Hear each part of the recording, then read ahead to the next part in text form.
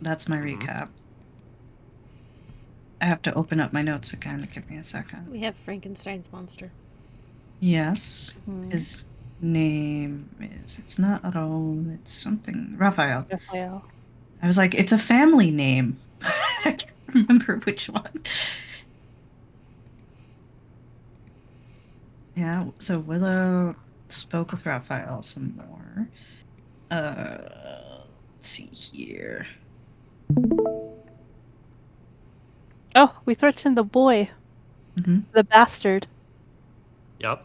You threatened your doppelganger. That was a good time. All right. Everybody yapped. Yep, there was some yapping. There were some gift exchanges that happened. Mm-hmm. Oh, Angdy met the Earl King. Yep. Mm-hmm. Mm-hmm. I'm sure nothing happened there. And Hylas and Paige spoke about art, I believe.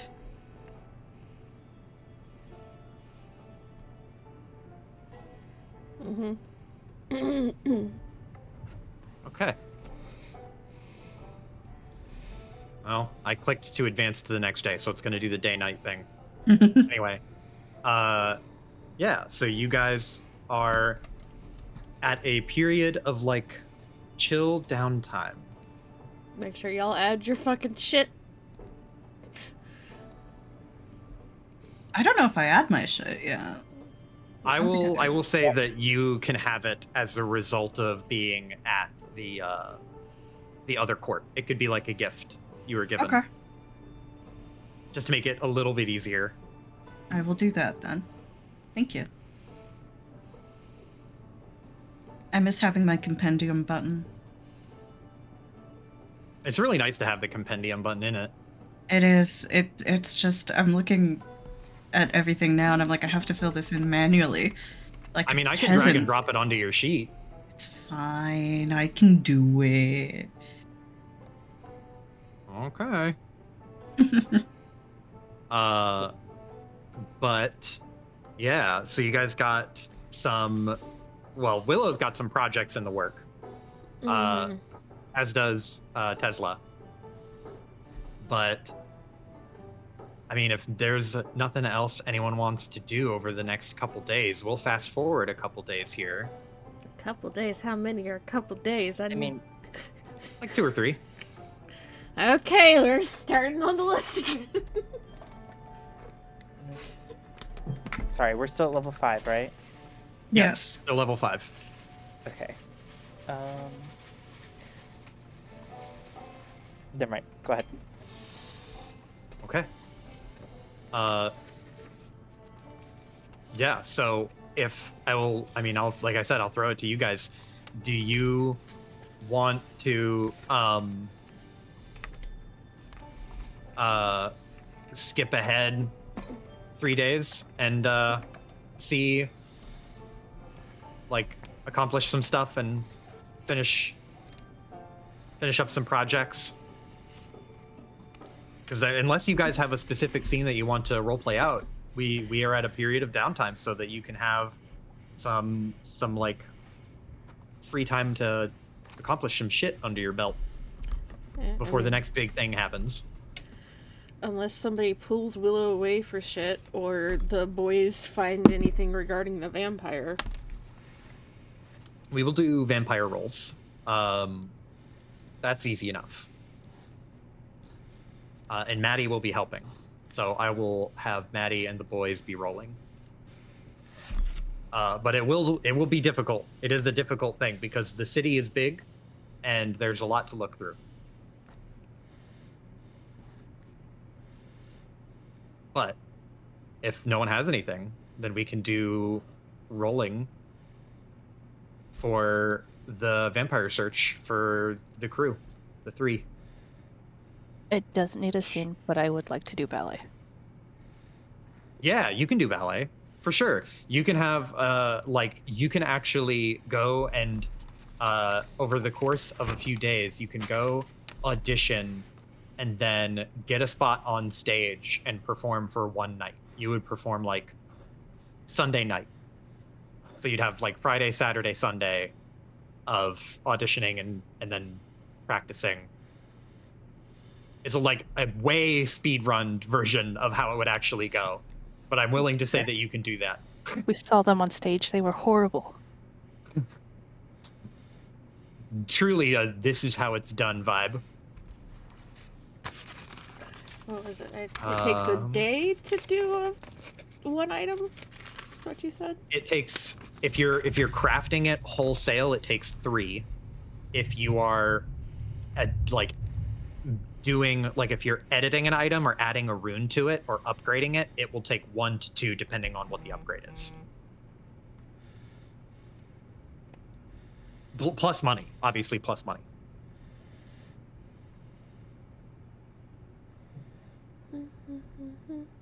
Well, like, yeah, like adding a rune stone or like an upgrade, like a +1 or a I forget the word for it. What is the striking? Adding a +1 or a striking rune to a thing will only take a day if you have a striking rune to apply to it. But let me grab my book really quick. I need to check something.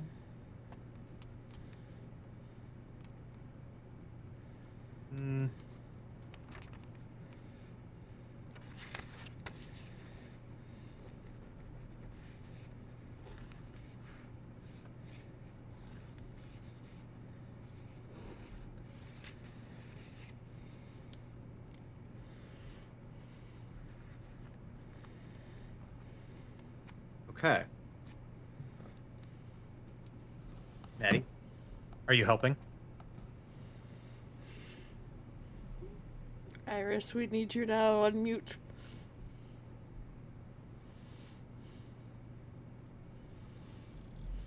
I'm here. Yes, I'm helping. Okay. Then I will let you take your pick between well, hold on. I need to look at the skill list again. I have not been tuned into the skills in a while.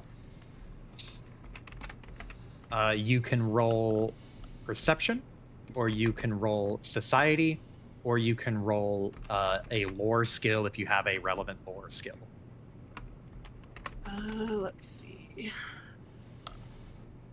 Efficiencies. I'll do perception. Okay. So go ahead and make your perception check, and I will make perception checks for the boys. And what is Vincent? Where is he at?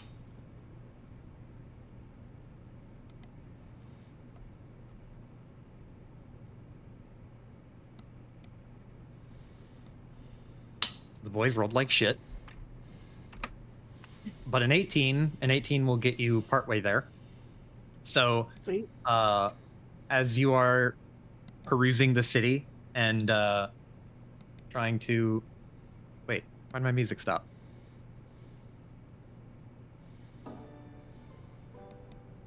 There we go. So as you are not perusing the city, but what is the word? Canvassing the city. Trying to cover up some of the ground that Ang and Hylas did not get to because of the whole thing. Because of the horrors? Yeah. But retreading a lot of that ground to make sure that there is no vampire. It is a grueling and boring process.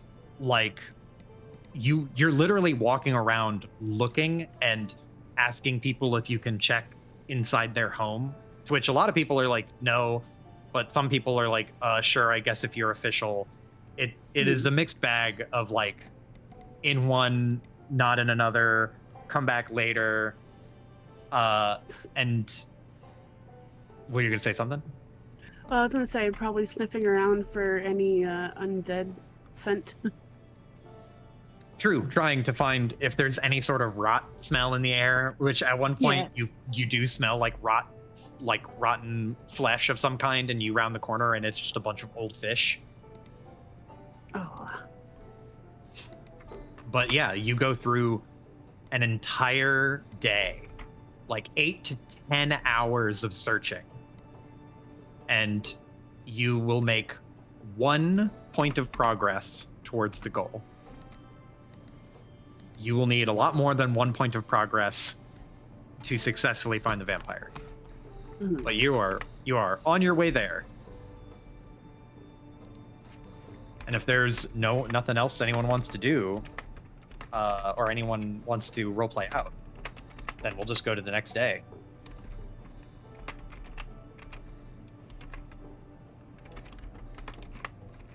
Okay. Day number 2. Go ahead and make your perception check. The boys are going to roll as well. Hopefully they roll better this time. Not Malik. But Vincent's helping. After he's got his gun back. What, do what? Says after he's gotten his gun back. Oh, did you fix his gun now? Yeah. Because that's just slapping a dagger onto it. Gotcha. Okay. Then a 14 will get you another 1 point of the way there, but Vincent rolled a nat 20, so that will get you 3 points of the way there. So you have 5 Hey. points total now. Again, more canvassing, more checking, more looking around. There's not really any accurate, like, word of mouth. Like, talking to people and asking them, they kind of give you this, like, oh, vampire? Oh. And then talking to people, like, some people will be like, oh, I think that, I've seen this guy only at nighttime, and he's suspicious. And it's like a goose chase, like going after someone and investigating them. And then you see that it's just like a very reclusive person, or like a hermit, and they're completely harmless except for their bad attitude. But This really is the worst part.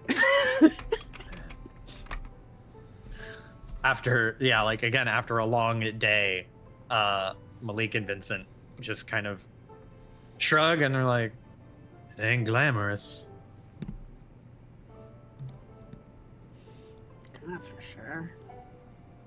That is, if this vampire is even here.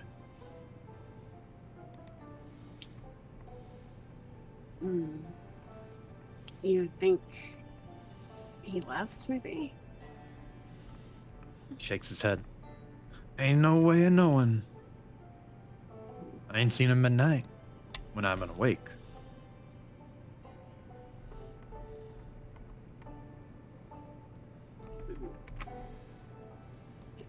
And this is the same vampire that the crew met, right? Would Maddie know that? It is implied but not confirmed. Yeah, we think. Okay. Yeah. Because there's enough going on that, like, in the description of him, that everybody's like, yeah, this might be him. Mhm. There was some sus shit, and he was a very powerful vampire. Yep. And you knew that he was heading to Mirkot. So there is, at minimum, supposedly one vampire in Mirkot. It may or may not be the one that Malik and Vincent are looking for. But it's a powerful vampire. Yeah. So Yeah, it is a very powerful vampire. either way, that's a threat to Yes. look for in general. Okay. Oh yeah. Okay.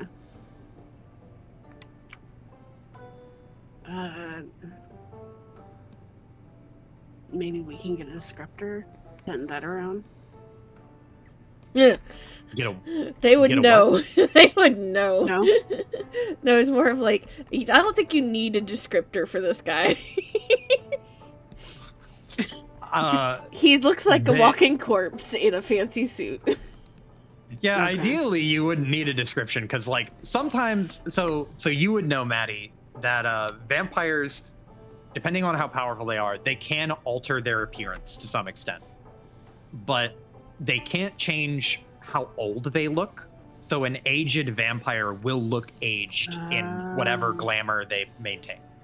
Like they can't make themselves look like a different, like they look as though a human version of their current self.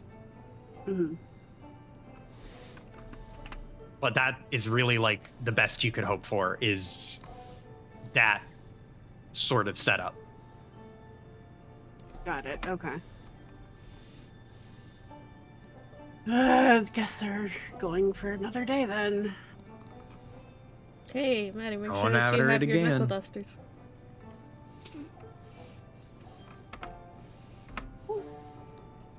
Wait, hold on. Were you making the? How are you making the knuckle dusters in one day? Buying a knuckle duster. You're buying them. You're buying them. Got it. Okay, I see. Yeah, and all the shopping can happen in one day, so that's fine. It's just a long day of shopping, but you can do all the shopping in one day.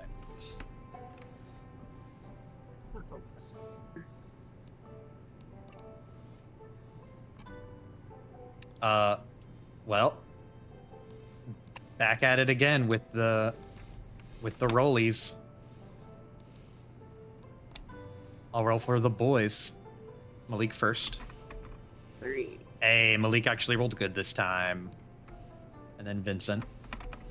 Vincent also rolled super good. The boys contributing. Would you don't smell right help in this case? What does that do? You can sniff out fellow were creatures and master impersonators alike. Master impersonators? Yes. Basically you can... Go ahead. No, you go ahead. I was just going to keep reading the descriptor. Yeah. You gain the scent imprecise for 30 feet or extend the range of your scent by 30 feet. When a creature that's transformed into another form or is impersonating a specific creature passes within your range of your scent ability, the GM rolls a secret perception check for you to realize that the creature is transformed, even if you didn't spend an action to seek. When you actively seek a creature within range of your scent, you gain a +2 circumstance bonus to your perception check to determine if it's disguised. Oh. I think because of the fact that he's likely disguised, you can use this ability. Sweet. What does it do? +2. It just gives a +2. Just +2. Okay. Sorry, I missed that. 14. Okay. So Malik got 23 and Vincent got 26. So they both critically succeed. Or no, they don't. They just regularly succeed. Never mind. So that's 1, 2, and Maddie for 1. So you get another 5 points. 2 from each of the boys, and then 1 from Maddie. So you're at 10 points now. At 10 points, you would learn that the vampire is very likely not in Lower Mirkot. You don't know for sure, but he's very likely not in Lower Mirkot. At least not staying in Lower Mirkot.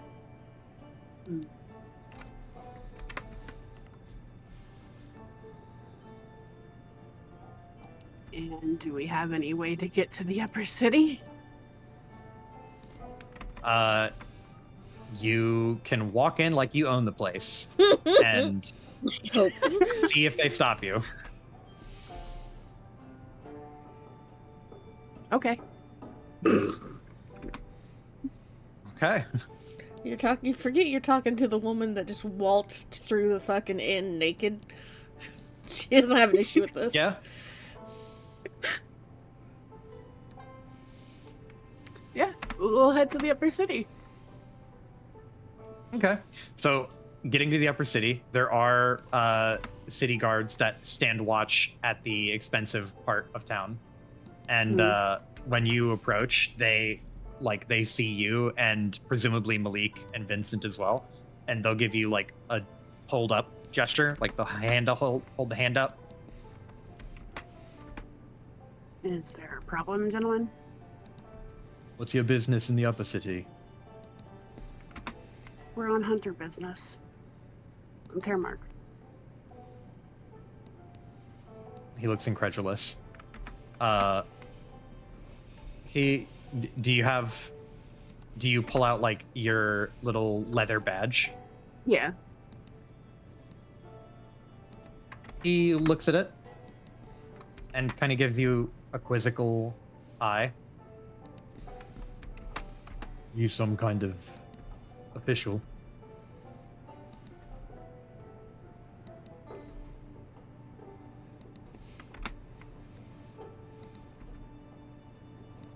I mean, I'm as official as any other hunter there is.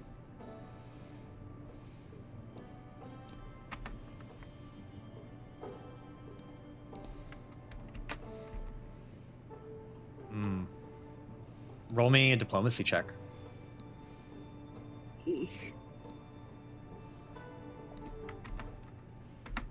Let's see.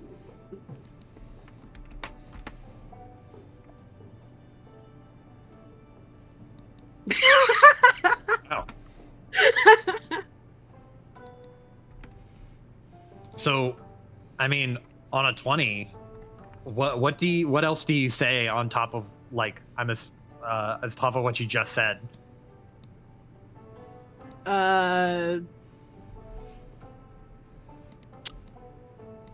Fucking.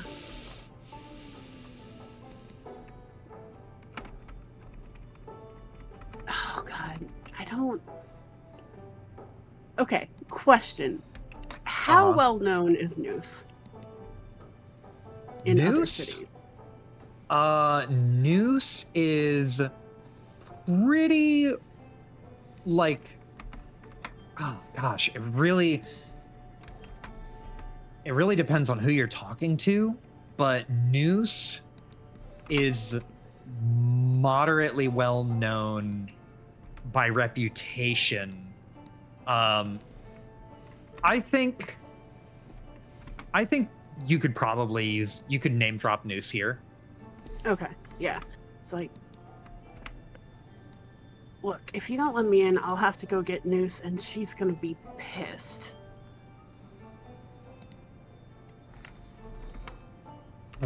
The guy looks a little like, he thinks about it for a second, and you can see that he's like questioning, like, I don't know about that. And then the other guard across from him gives him a look and shakes his head very slowly, like, no.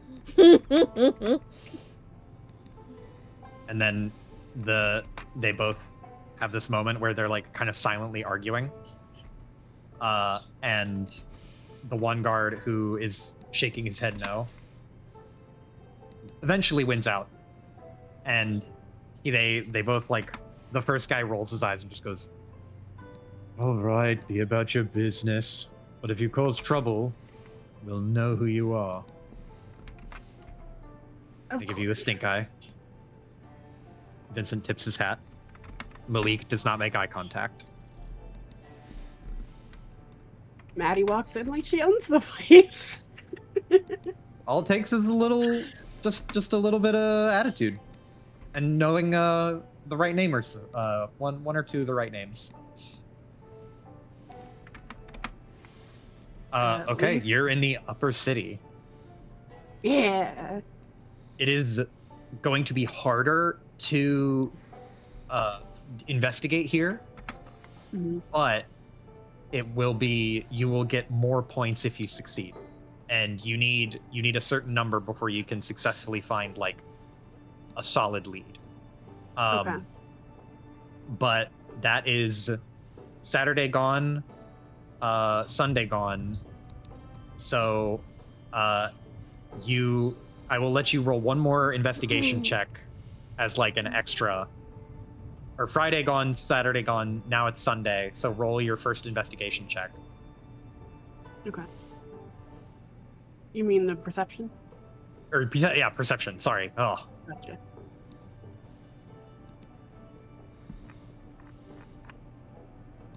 and I gotta roll for the boys. Mm-hmm. Malik. That's pretty good. It's 22. And Vincent with also a 22. Okay. So 21, 22, and 22. That's good for 6 points. So you have 16 total now. You are almost there. You search all day in the upper district, which takes a lot more effort, especially for the fact that the places are more ritzy and they don't want you in there.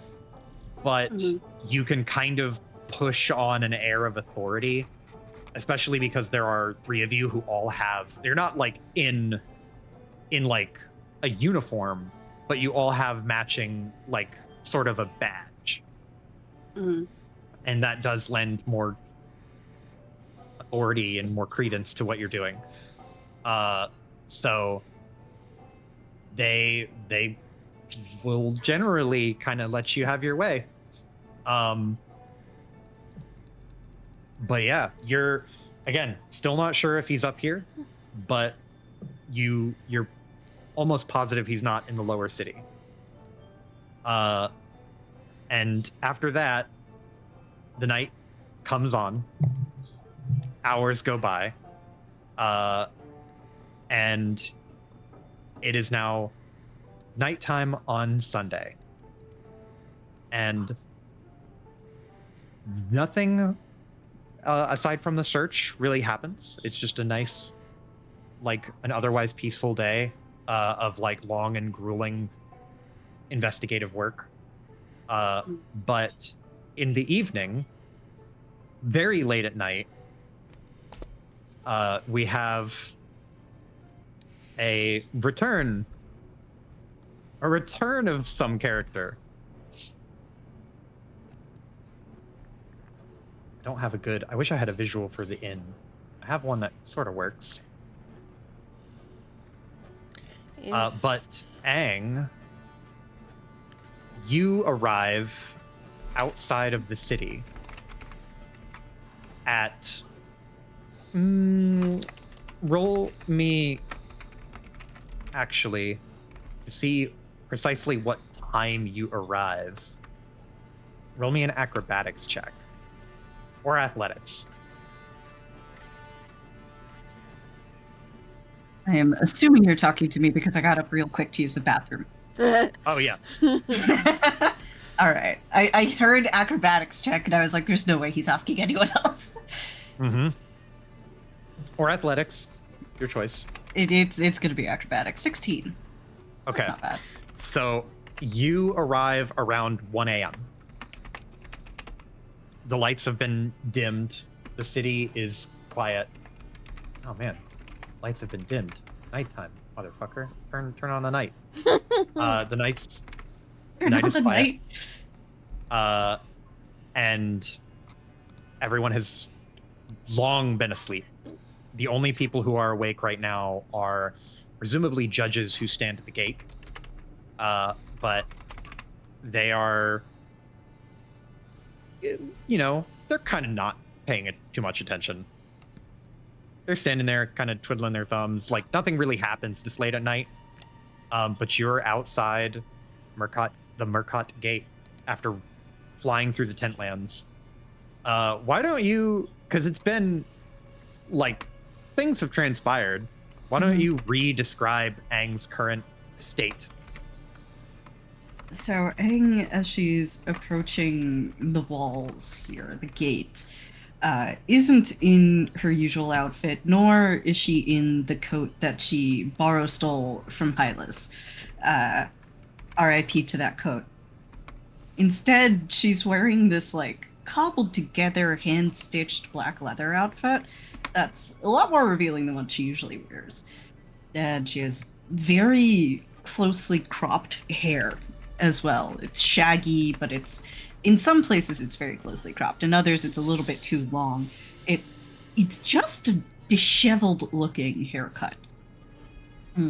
She's been running for quite some time now as well, so I imagine that she's kind of covered in mud and gunk and looks a little bedraggled. I think as she's approaching the gate, she probably sees that there's, a thicket of people up there. I think she's going to try and climb the walls from one of the sides. You have a climb speed, right? Yes, I do. Okay, so, I mean, if you're trying to be stealthy about this, then go ahead and make me a stealth check. But if you're fast, you can just like throw caution to the wind and sprint, whether like kind of heedless if you're seen or not. That's up to you. We'll start out stealthy, and then if we have to book it, we'll book it. Okay, go ahead and roll stealth. I don't have a very good history of rolling stealth in this game. But I'm gonna anyway. I really do feel bad. I wish I could do something about it. Ah, there you go. Hey! It was almost a 4. You're back. We're so back. We're so back. We're so back, chat. Yeah, on a 22, you slip up the side of the walls. They're quite tall. They are easily like 120-ish feet tall, of hard crafted stone. This is not weirding work. This is like grueling, like moving stone work that has been done over the years to kind of form some kind of protective barrier from here to the woods. But you slide or swoosh up the walls very quietly and very quickly.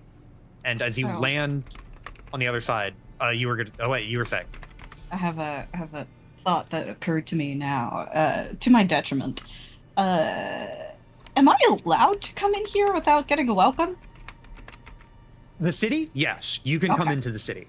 It is the Just thing check. that you, the thing that houses. you're like, it's like a home or an abode, somewhere that has like an emotional investment. All right. Well, I think as soon as she's over the wall, she is going toward the inn where she knew the party to be. Okay. Yeah, so you rush back to where the familiar ground is, to the Knight's Inn. The lights have all been dimmed. It seems that, well, not all of them. There is one or two solitary lights on the lower floor where one of the innkeepers is tending the bar. But you're back. You're so back. I don't think Aang is bothering coming in the usual way. I think she's just gonna fucking climb up the wall. I think she's in too much of a rush and she doesn't care right now. So you scaled the outside wall to get upstairs? Yeah. Okay. Yeah, sure. You scale the outside wall and can scramble in through the window. Which roll window are you another- fucking scrambling through, man? I will say there is a hallway window. You can scramble into the neutral hallway,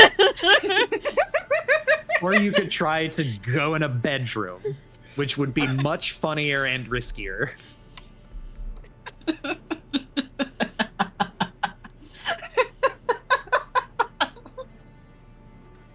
I'm going for the bedroom. You're going for the bedroom? It's too funny. Yeah. Okay. I need you to answer a question honestly. Would Aang remember which bedroom would be which bedroom are you looking for? Willow's, obviously.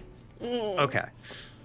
Would Aang be able to recognize, if you go upstairs to the right and around the corner, Willow's bedroom is the first one, or Willow's in the room she's staying in is the first one on the right, so she would be the second window. Does Aang have that in her head? Would she remember that, or is she going to literally guess? I think that, firstly, she has a decent sense of direction, having lived alone in the woods for very many years. So I think she could do it, but we'll see if she's thinking properly. I'll roll for it if you want. I mean, yeah. If I think it's a coin toss. I think it's a coin toss. if you feel like it's a coin toss, let's do it. All right. So, one, she will remember and use brain. Why am I getting I'm sorry yelled about all at? these. I don't know. I'm sorry. I clicked on Aang and it popped stuff up. Anyway. So I'm gonna roll D2. One is she has enough brain to remember where Willow's room is. Two is she's gonna be doing this randomly. Uh-huh. All right. There you go. There you go.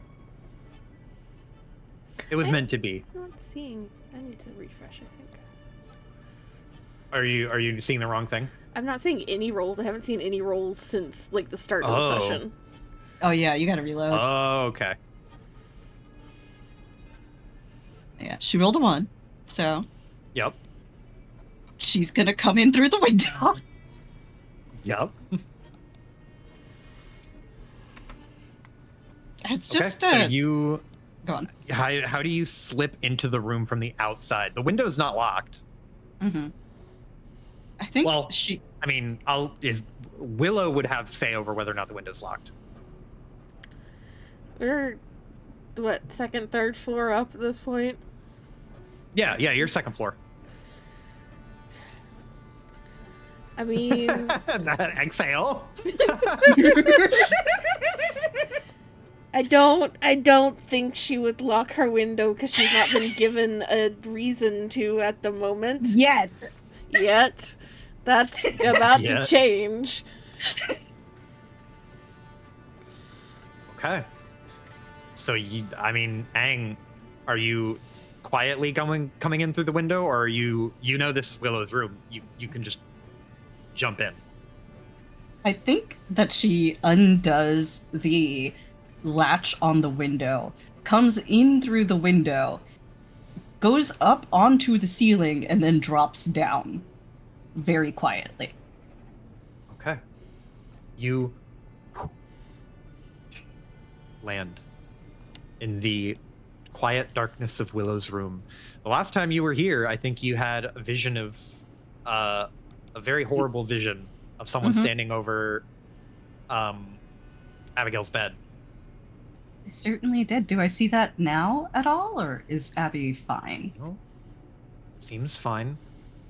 Everything seems okay.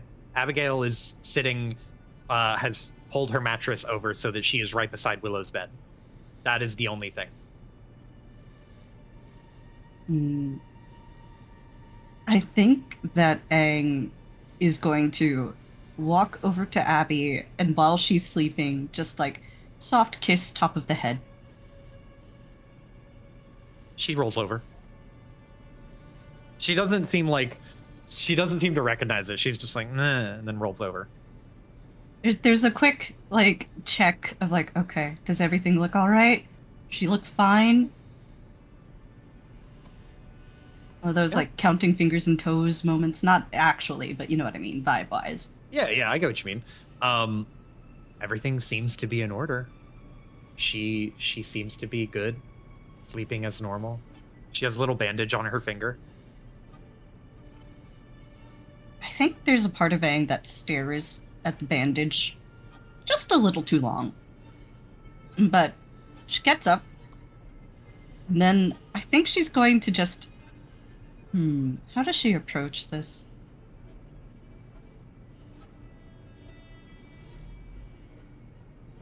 I think Willow's glasses are on the nightstand, probably, right? Yep. I think Aang is going to pick up the glasses and attempt to put them on Sleeping Willow. Oh boy. You'll need these after I wake you up, so I'll just get them on before I wake you up. Exactly. She's done this enough to know, oh, she goes for the glasses every time. I should get those ready.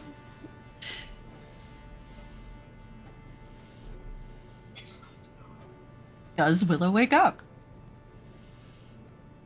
Am I rolling Yeah. something for this? Or is she just... No, I'll leave it to you whether or not she wakes up from that. People don't touch Willow when she's asleep. Yeah, pretty sure she wakes up. And Oh, Willow. there's just somebody leaning over her, hands near her face. So I'm very sorry, but this is the only thing she would do. That is valid. Handle it the way you want to handle it. Also, before you handle anything, Joe, am I back to full health? Very important. Yes. Yeah, you are at Thank full you. health. Okay, that's very important.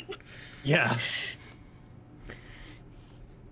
There's like a small shout and a hydraulic push.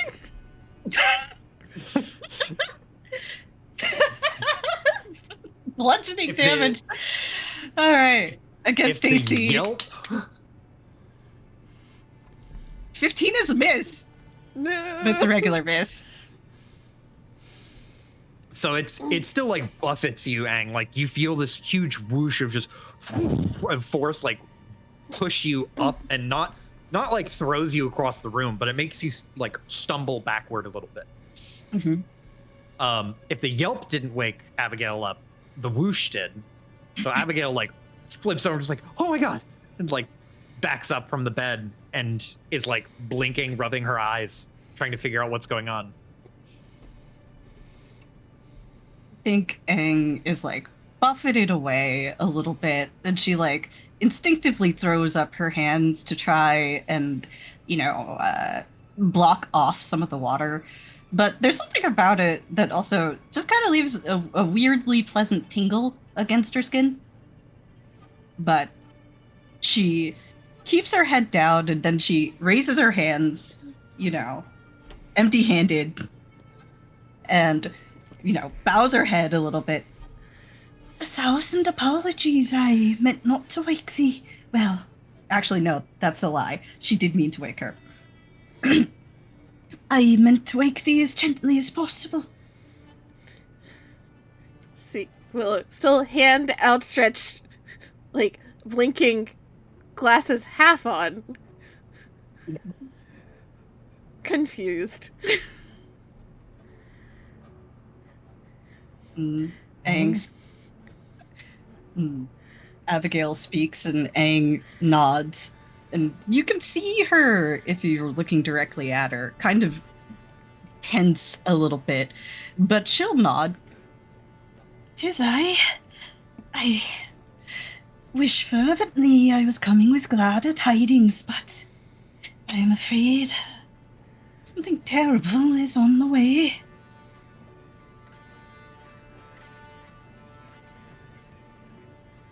Starts to catch her breath. Did any of the neighboring rooms get woken up by the shout and small, almost explosion?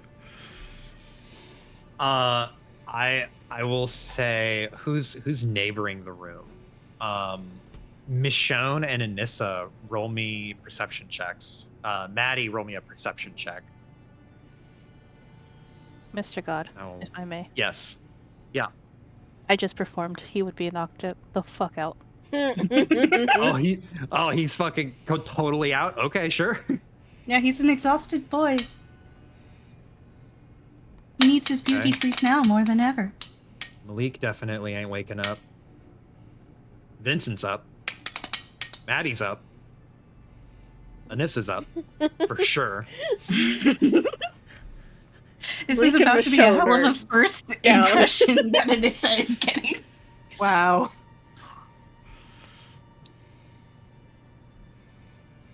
Pierre, Paige, and Hylas are all still conked out. Further down the hallway. Yeah, further down the hallway. Hear thumping towards the door.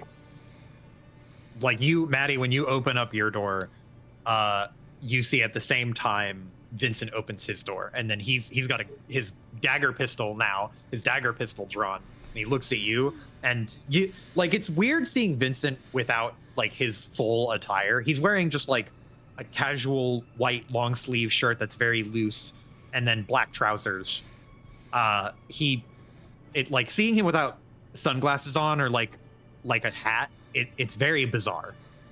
But he's standing across from you, like weapon ready, and there's the silent communication of like, did you hear that? The nod. And he nods as well, and then he'll follow your lead. Head to the door. And I think she's just gonna bust it open. You bust it open, you just hear swearing from Willow. Why the hell does everybody want to come into my room?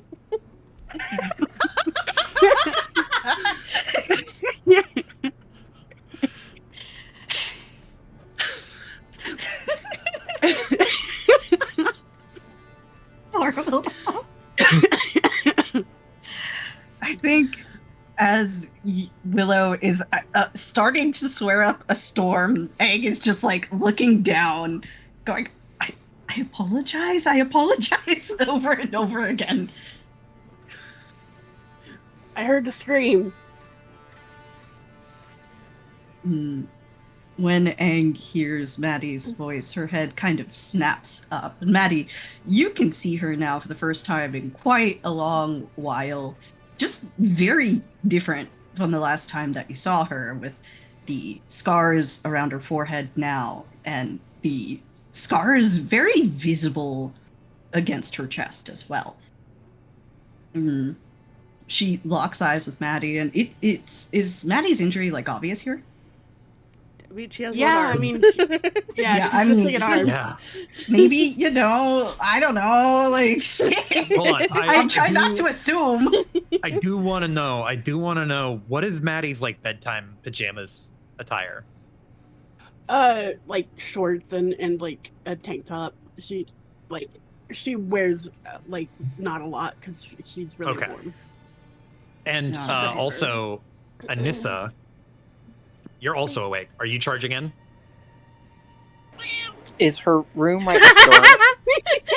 Yeah. Did you hear my It's like cat? Yes. Baby. I think she would just be kind of eavesdropping, like putting her ear to the wall.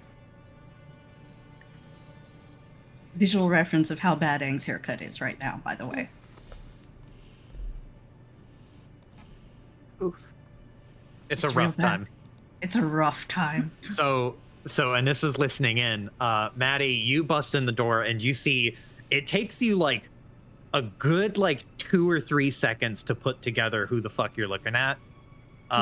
There's probably a second where you think it's a man, and then it turns, and then you're like, that is Aang. That's Aang Harad.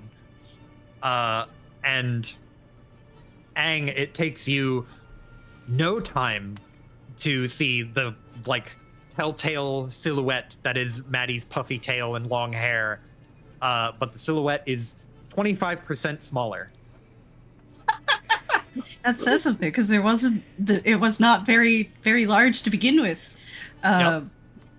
I think the second that Aang sees Maddie and registers the injury, there's just this soft, pained gasp that leaves her, and she just immediately crosses the room to get to Maddie. Madigan? Aang? Madigan, what had transpired to have so hurt thee? I am so sorry. It's not important. What? You're here. I think Aang is kind of in a daze as she's looking Maddie up and down and just realizing what has happened, and she reaches out to try and hug her.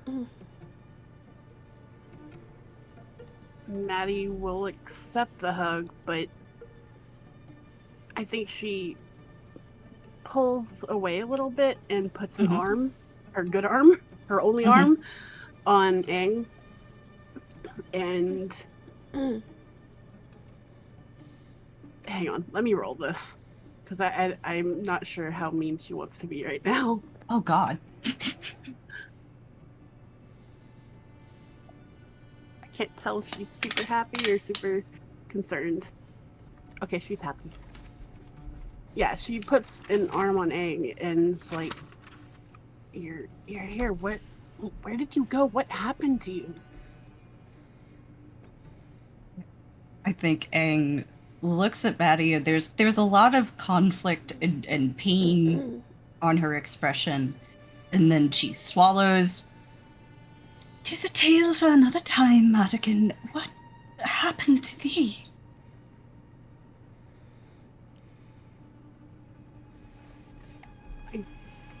I lost my arm on the way here. Now you tell your side of the story. There's a bite of the lip from Aang. She looks around at everyone. "Can it perhaps wait until after we have the rest of the flock gathered, Madigan?"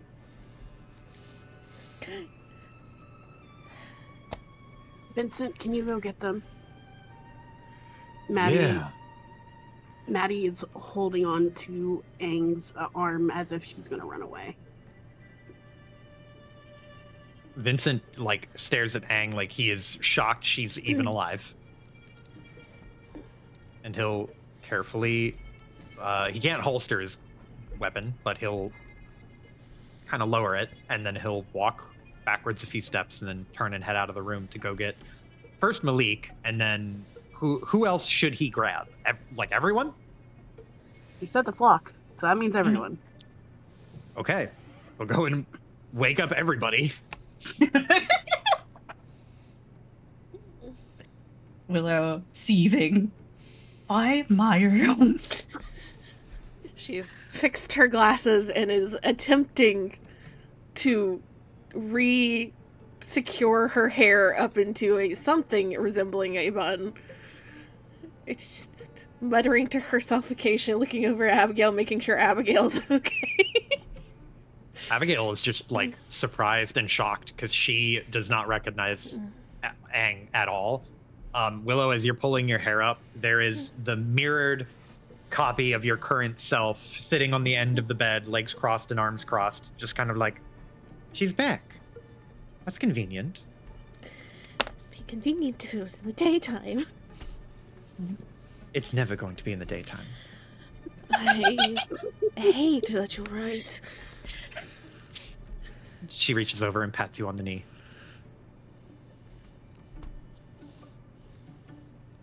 After another, like, maybe 3 minutes, everyone has been gathered. Anissa, do you open the door? Do you respond and come out? Yeah, I mean, if someone was going to her room and taking her, yes. Okay. Yeah, Vincent would come to your room too. He would also wake up Michonne. Yeah, tired kitty Michonne. He looks just like that, right? And after he rouses everyone from slumber, he'll head back to the bedroom. And this room gets super packed super quickly.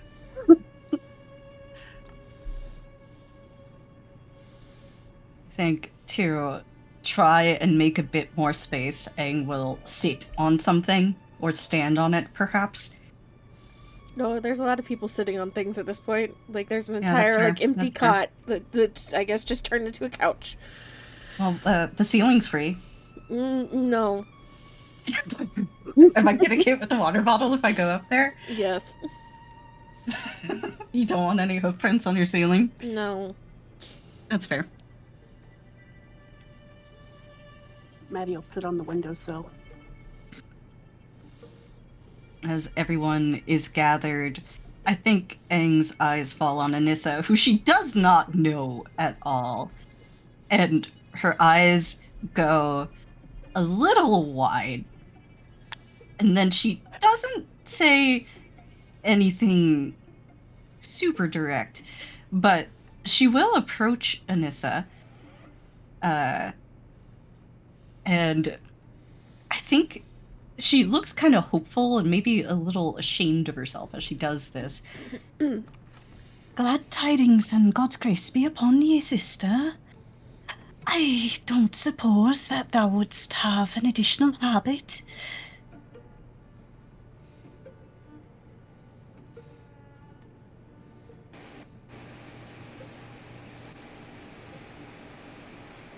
She just holds up a finger, goes back to her room, and gets an additional habit.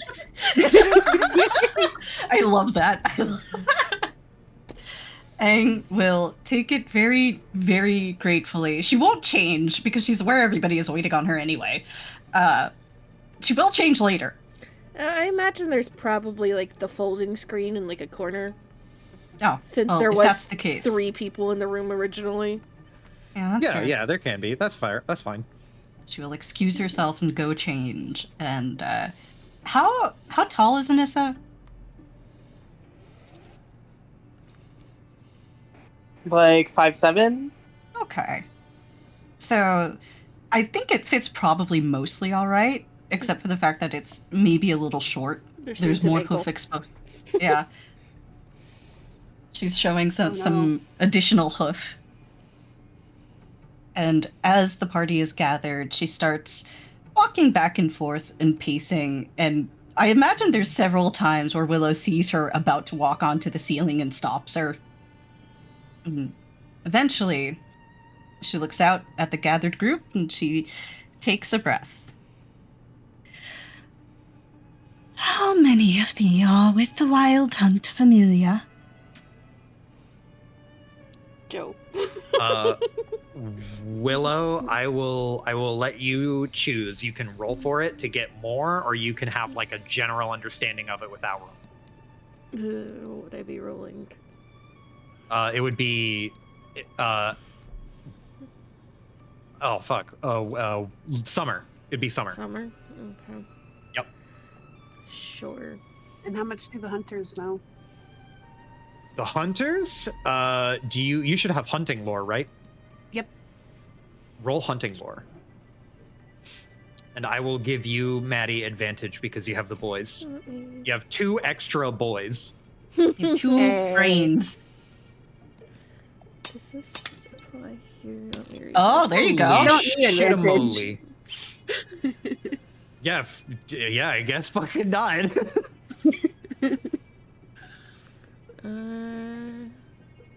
Would this be considered a historical subject? Yeah. I get a Mostly because now it's no longer mythology. It is, in fact, history. I get a +1 from my new toy. Every +1 counts.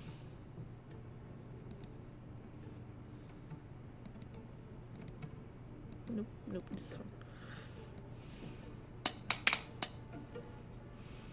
one. 15. So on a... That's a +1 for a 16, right? Yes, I believe so, because it's not including my item bonus in there. Okay, so on a 16 for Willow, and this would all apply to Maddie too. On a 16, Willow, you would know that the Wild Hunt is a folklore thing that, I mean, now folklore is no longer like a fictitious thing, but it is a folkloric event where a storm of spirits or ghosts or creatures would enter into some kind of raucous, like, hunting party slash like troop or band, and they would just spiral out of control and go across the countryside, wreaking a little bit of havoc. There's a lot of like unknown stuff about it, like what all havoc they would wreak or where they would go or that sort of thing. But you would know it as like, it's essentially a big roving band of kind of chaotic energy. And Maddie, you would know that from your hunter training in particular, you and Vincent and Malik would know that the Wild Hunt is like a legendary thing. It is like once in a lifetime fey shit that is like the pop off of the century. Like, it is uncontrolled, insane violence and like raw like id. Like it is violent, it is a little horny, it is a little like indulgent. It is a moving, roving, like chaotic wall of id. And it will roll through civilized like local areas. It will like cross over or pass through a town and cause so much chaos.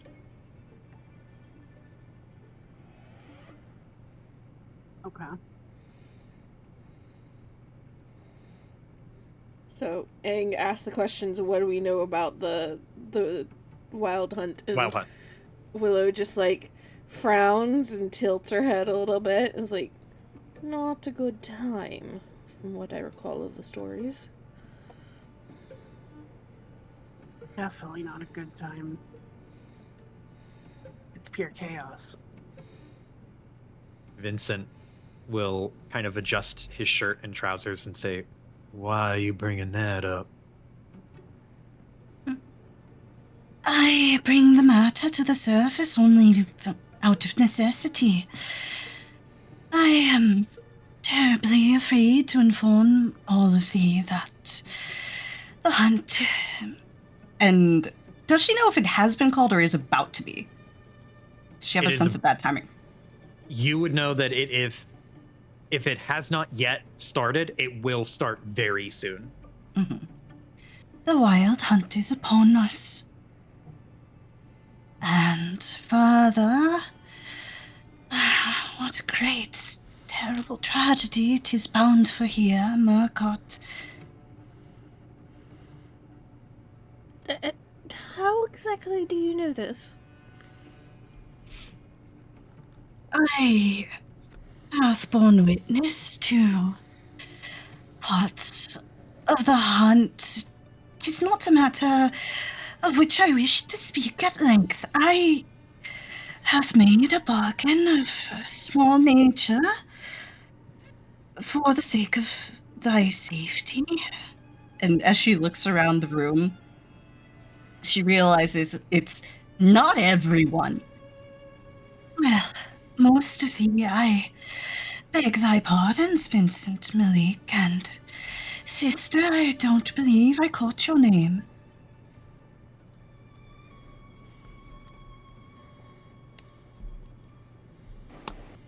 Anissa. Sister Anissa, I beg thy pardon. The deal will prevent, well, most of thee from being affected by the hunt, but it will not prevent the majority of the city falling under it. 'Tis time to leave. The whole city? Aang nods. Hylas has been stun locked this whole time and does not seem to have heard the past like 5 minutes. Mm-hmm. And he'll stumble forward and reach out and just take your hand, Aang. And Aw. he looks at you with like the most like 1,000-yard stare and just goes, "I'm sorry I wasn't there." Mm. I think Aang will hug him. And will hug him tighter than she would have before any of this began. 'Tis all right, Hylas. Thou art very brave for getting away. Gladdens my heart to see thee hail. He will hug you back and sniff a little bit.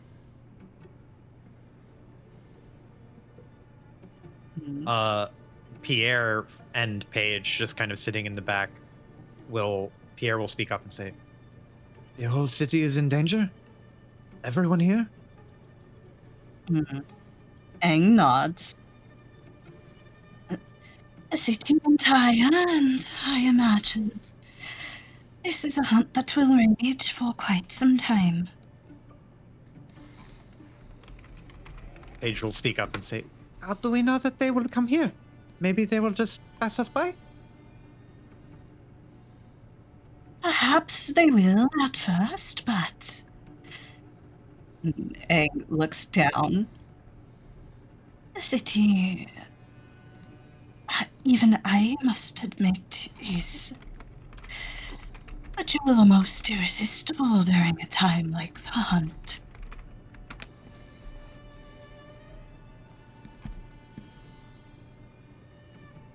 People start to like look at each other, kind of trying to gauge everyone else's reaction. Malik furrows his brow and gives you a very serious look. There's no saving this city, is there? Aang looks back at him, and she can't lie. She wishes she could at this moment. But she just kind of bites her lip and her head hangs and... Would that I could say that 'twere a possibility, but my hopes are not high. Is there any kind of legends about a way to stop or divert the hunt? It would take some digging, but you, Willow, would know, especially by now, that if this is a Fae thing, Fae operate on very strict rules. Like, some of them can bend the rules depending on excuse me. Some Fae can bend the rules depending on how powerful they are. The more powerful they are, the more they can bend the rules. But ultimately, there are hard rules in place that prevent certain things. They have compulsions to follow rules. So there may be rules that you could invoke or things you could attempt to try to steer it away. You don't know anything off the top of your head. It would require digging around to find out.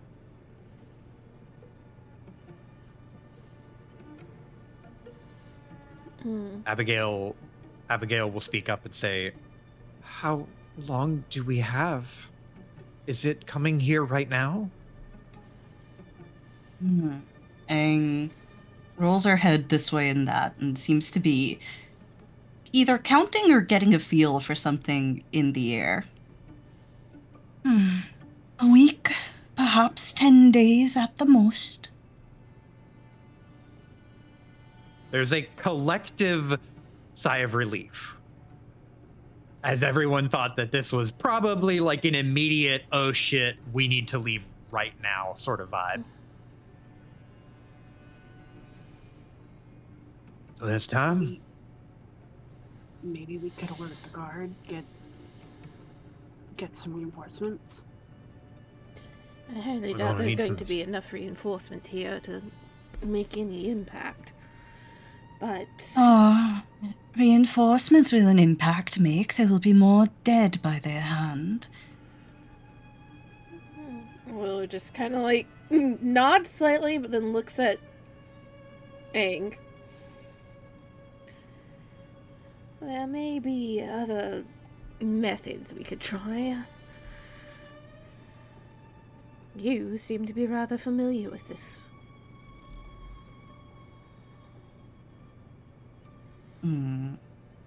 I think there's a... Aang looks away, Willow. More familiar than I should care to be, I believe. And perhaps you can either tell us or help us point in the right direction. It is I wouldn't say celebration necessarily, but for lack of a better term, celebration by the Fae. There's a nod from Aang. Celebration, 'tis the word. 'Tis a celebration of our natures. And the nature itself can be a handicap.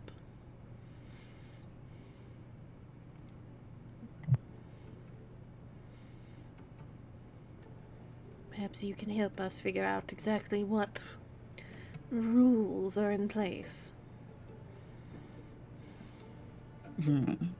Aang looks over to Abby, and then takes a breath. I can lend thee a day of assistance, but after that I fear I must depart. Depart. Why?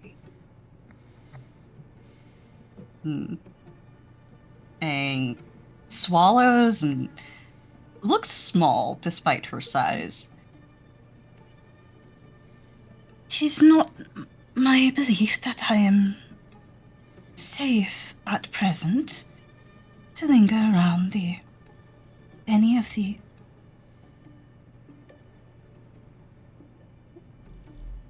Yeah, you said this isn't coming for another week, so what exactly is the concern? I'm not going to send you out to the city if that's what you're concerned about. Even if thou didst order it, I would not go, Aang says. And she takes a second, seems to reach for the crucifix that is no longer there, just the scar instead. What transpired was a painful matter. I would rather not of it speak. Hylas takes your hand. You can't leave. You just got back. Exactly. Aang presses her eyes shut.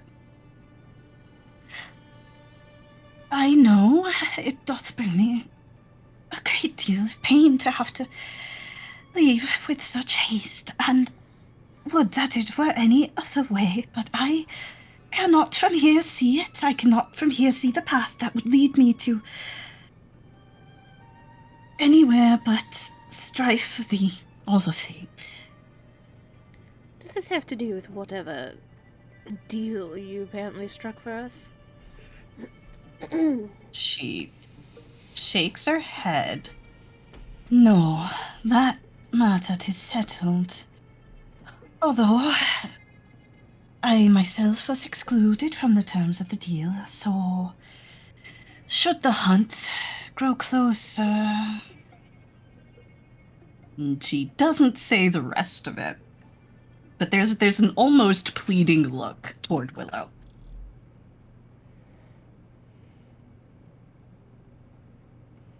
Does it have to do with the scene you left?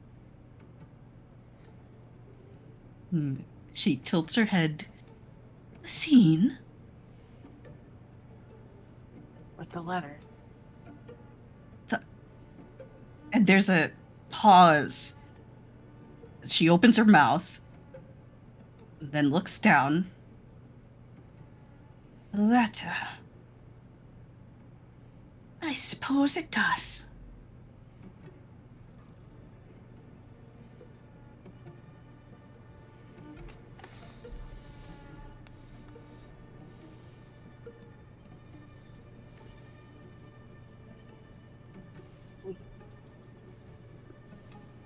We can't just let you leave then.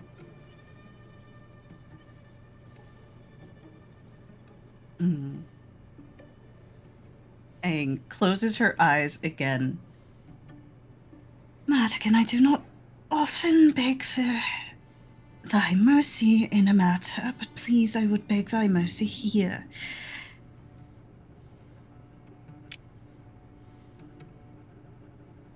The Gale, she's kind of holding her blanket, and she's still sitting down on her butt, just kind of looking up at everyone.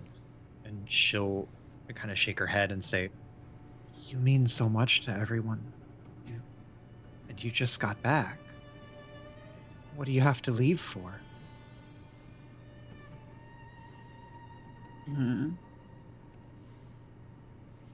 There's a working of Aang's jaw. She pinches her nose. Please, I would beg thy pardon. I do not wish to speak of the matter.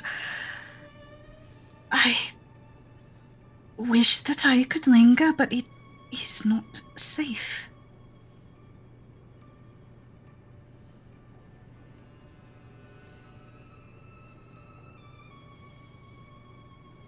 You have 3 hunters. 3. Just making sure everyone here knows that there are 3 witches in the party, right? No.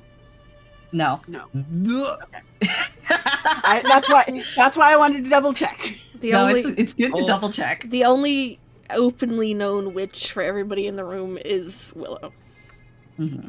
You have a witch. I will. Okay. I will say, I don't want to metagame it too much, but if Maddie would have slipped up and just fucking oopsie goofed that out, No, she wouldn't. okay. I'm not. No. That's why I double checked and asked. Because one of the witches is purposely a seeker and the other one doesn't think she's a fucking witch. Mm-hmm. Yes. It's just God. Through God, all things are possible. So jot that down. 3 hunters, a bounty hunter, and a witch. Okay. I'll be back. Oh, Cody Cody. disconnected, but they'll Yeah. be back. Oh, okay. You have 3 hunters here, an inventor, and multiple capable people in this party to protect you from whatever it could be.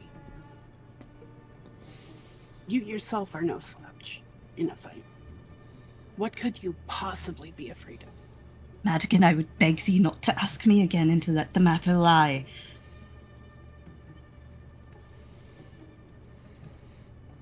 I think Willow is kind of like still sitting on her bed, has gotten herself what she deems as nighttime presentable at this point. And kind of leans forward a little bit. She's been watching Aang very intently in this exchange. And she kind of tilts her head a little bit.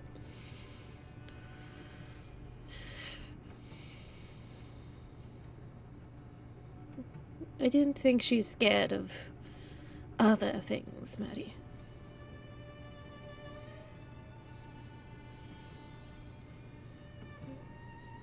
She turns to Willow and gives a look of continue. We'll look towards Maddie and look back towards Aang. I may be completely incorrect in this, but perhaps it is something more akin to why the hunters keep the cells for the full moon.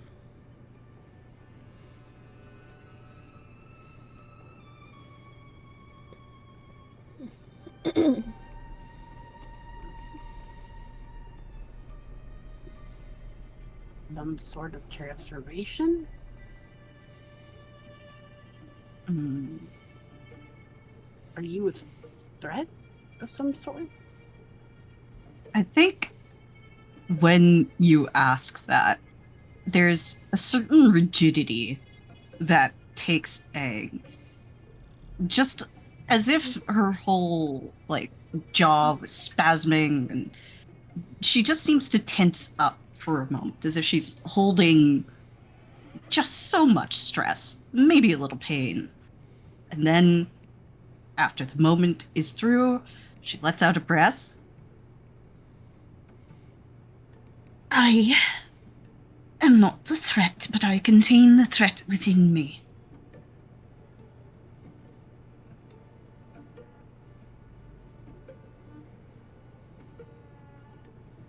Malik looks at you and gives you a very flat, very very flat, very uncaring stare and just goes, "What does that mean?" And he tightens his fists. Means I cannot stay. Are you going to be able to continue to contain the threat? How is Aang feeling right now, Joe? Is she feeling in control? Yes, you feel very in control. And you feel very in control. There is way, way, way deep down inside you a stir, but it is very deep down.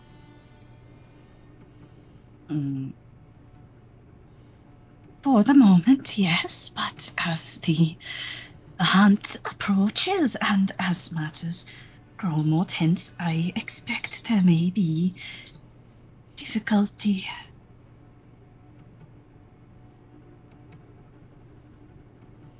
And Willow will actually stand up out of bed, kind of carefully stepping over and around Abigail. Will put a hand on Malik's elbow as she passes him. Get him to fucking calm down. She gets a little bit closer. So now I imagine it's Maddie up in Aang's face, but Willow is probably the second closest. And she tilts her head a little bit. And you see the calculation, like the head to toe study. She's trying to click pieces together.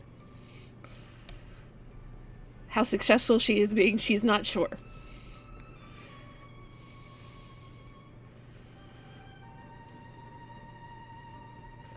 And do you have some idea beyond just running away that might curb or hold off the threat?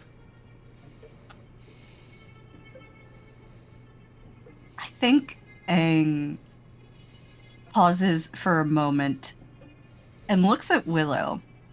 And there's a twitchiness to her as she's being studied that wasn't quite there before. Yes.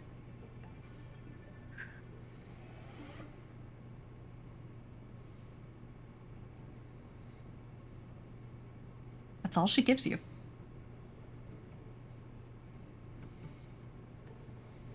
There's not one that you're willing to share. I cannot at present, because of the nature of the matter. To speak it would be to eliminate it. Vincent shakes his head and just goes, "Well, what the fuck does that mean?" Means I cannot stay. To have something to do with why we would have discussions at night.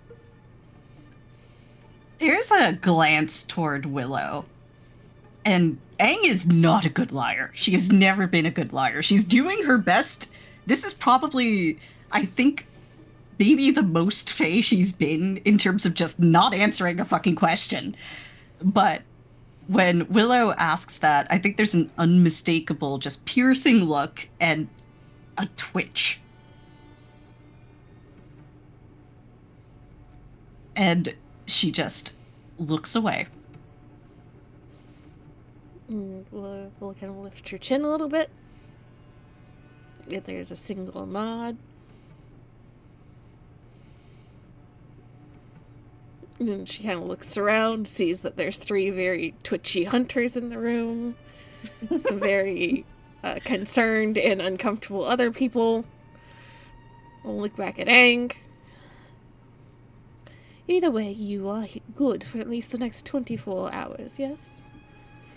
To remain here. She will nod, so long as the hunt does not drift here, and I imagine it cannot in such a time. Then it looks like you need rest.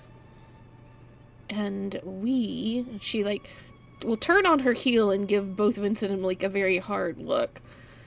All have a great deal of preparation to do. We will need to talk to... Was it the kings and queen? Or is there another term? Counts? Queens and king. Yeah, is the kings and queen. You're right.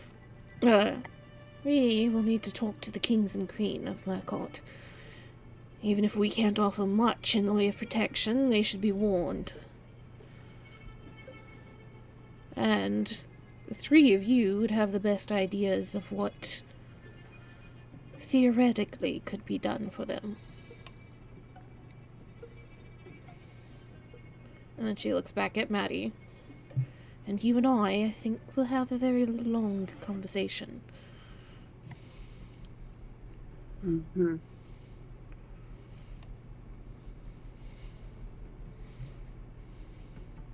Hylas will, he's still holding Aang's hand, and he'll look at Aang very firmly, and he does not say it, but he looks at Aang with the like resolute firmness of like, I will not leave your side again.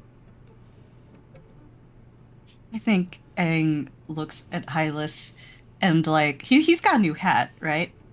Yeah, he does have a new hat. She'll adjust his hair slightly beneath the hat. My new hat doth suit thee, Hylas. I apologize I could not return thy coat. What? Oh, he looks up. Yeah. Oh, Hylas. She looks at everyone else, and then she just kind of nervously nods. Thank all of thee for paying heed to me. I would appreciate, if possible, a bit of time to myself.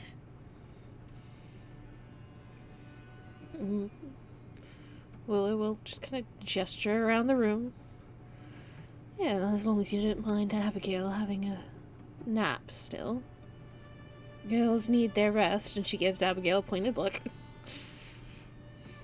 Abigail like looks at you and then kind of looks away. It's just like, what?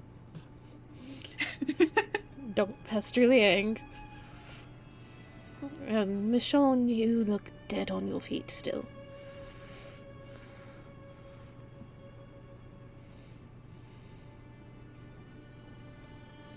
She starts Michonne. hustling people out of her room. Miss Charlie! As you are hustling everyone out of the room, Vincent will like grab your sleeve and kind of pull you close to ask you a question, and he'll say, "Hey, are you aiming on getting these conversations with important people done? I don't see a way to do it." And Willow just kind of sighs at that and looks at him. You remember how I said you were going to have to help me get out of this city eventually? He nods. The Delaunay name holds far more weight than I think you might understand. I'll get us an audience. I need all of you to make it sound properly threatening. He raises an eyebrow, but he nods.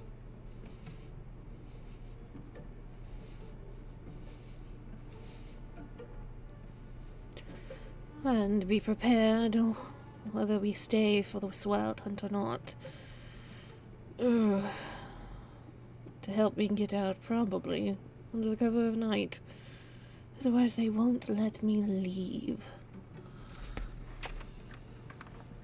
It's not the weight of, like, something, like, serious, like they're gonna kidnap me, but more of just, like, oh god, I'm gonna be stuck in meetings for years. Vincent will nod, and he will spin the new upgraded knife gun you gave him, and he'll look at you and nod. Yeah, if you need someone official to pull you out of meetings, I did bring my fancy clothes.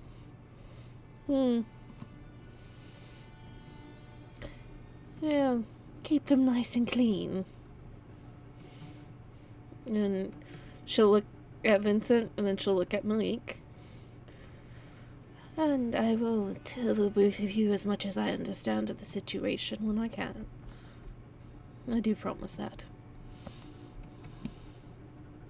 Malik will nod and not say anything. Vincent will nod again and then give you a pat on the arm. And he'll leave as well.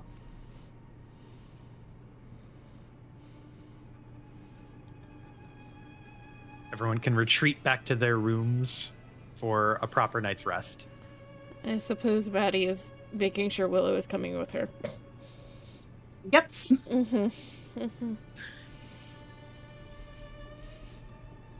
But she will make the hunters stay and fix her fucking door first.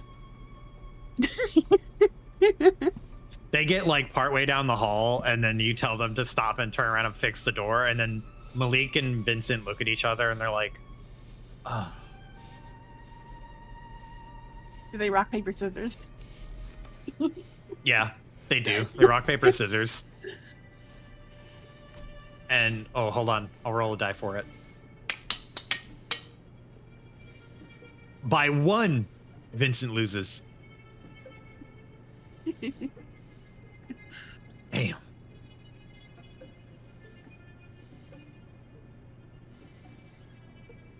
Remind me when we return to Termarkt to make sure that Noose makes all of you attend some carpentry classes. This is the way that you treat doors regularly. I thought you were in danger. If I was in danger, there would have been much more noise. Shrug. And by rights, you should be the one fixing the door. Vincent looks at you, Madigan, and just goes, yeah. We have an important conversation to have. All right. No time, you'll talk. We're here. He says, looking at the door like he doesn't even know where to begin.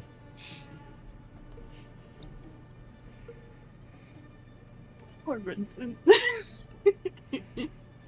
He's not a craftsman. Some more gold to give to this fucking inn. Slowly funding this in solely. Really? The only reason they are still being able to stay in this inn is that Willow tips well. Otherwise, they'd kick him out. But Willow will follow Maddie to her room. Maddie will close the door behind Willow, and as soon as the door is closed, she'll say, "You know something." And we'll kind of look around, find a chair, sit down with a little nod. I have some ideas. Don't know how much of it I'm correct with, but given Aang's silence, well, it gives me suspicion.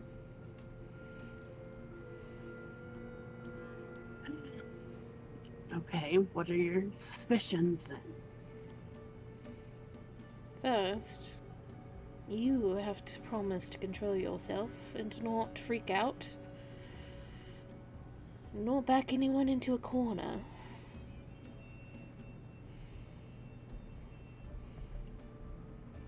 I've been good. I haven't. You have, but Aang is family to you. Yeah, she is. Which means that you are also more prone to more exaggerated responses.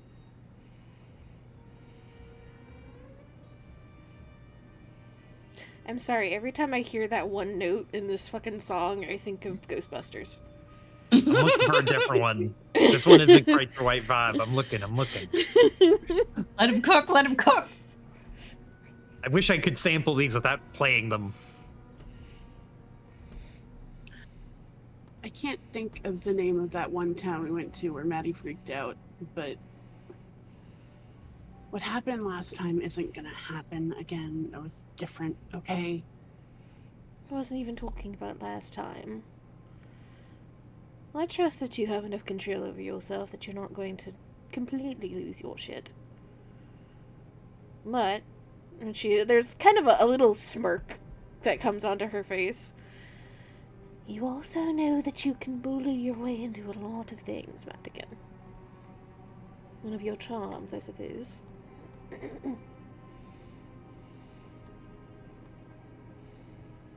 She purses her lips at that. This is not a bullying matter.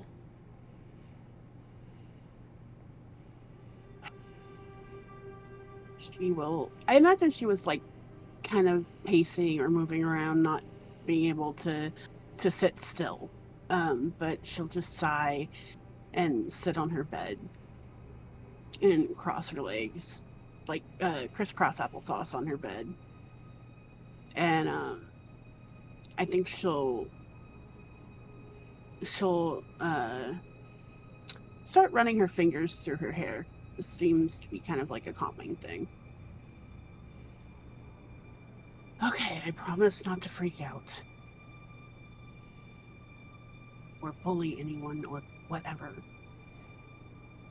We'll kind of watch her and wait until she is satisfied and give a little nod.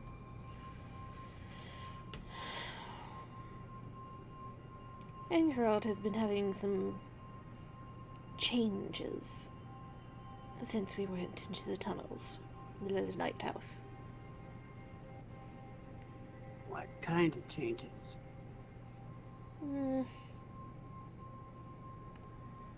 When we initially met, she was, well, for lack of a better descriptor, hollow. Cut open her skin and there was nothing underneath. Now, there's flesh and blood.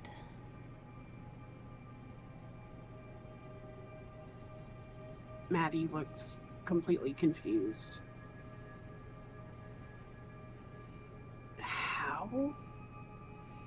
That I'm not completely sure of. There's a mystery I was still trying to solve when all of this happened. She just kind of gestures vaguely around. But it's prompted other changes. Some reactivity to healing potions and holy water and such. Things with positive magic and energy within them.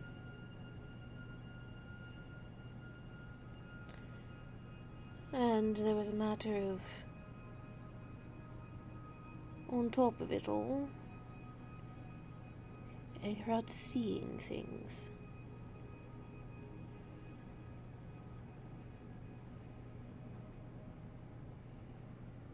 Maddie kind of straightens up a little bit.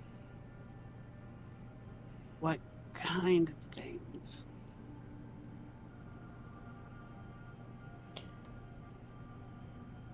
Somebody haunting her at night. Talking to her, taunting her. It's a source of anxiety, might be putting it lightly. Like a nightmare? But she was awake. Maybe she's possessed then? Something in the tunnels, maybe? And Willow nods. It is a possibility. We didn't know what was in the tunnels completely, and, well, given what we saw, nearly anything could have been down there and us be completely unaware. But you see her kind of like her gaze drifting from like watching Maddie towards the wall that they share, like the 2-bedroom walls. And she kind of tilts her head a little bit. Given the fear Aang is presenting, I think she has some idea of what it is now.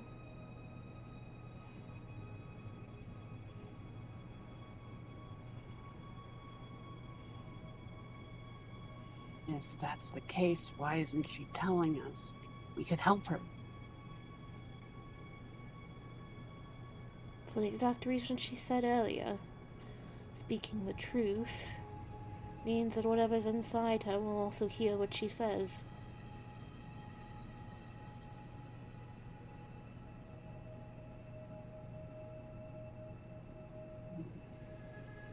If she knows how to bottle it up, how to deal with it, it has enough consciousness. But it'll hear and do whatever it takes to counteract whatever plan she puts forth.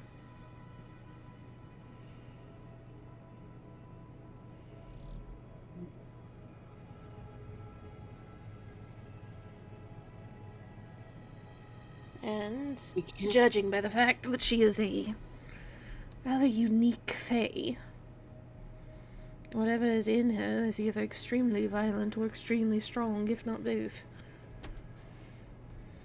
Take a great amount of power to be able to overcome a full-blooded fae. Do you think that's what caused the freak out? Or the scene that I came across? Well, just kind of head side to side. Could be. I wouldn't put it past Angerad to also just have done that out of sheer desperation and fear and pain, considering those scars that we see. Do enough to a person, even the best person will turn into an animal.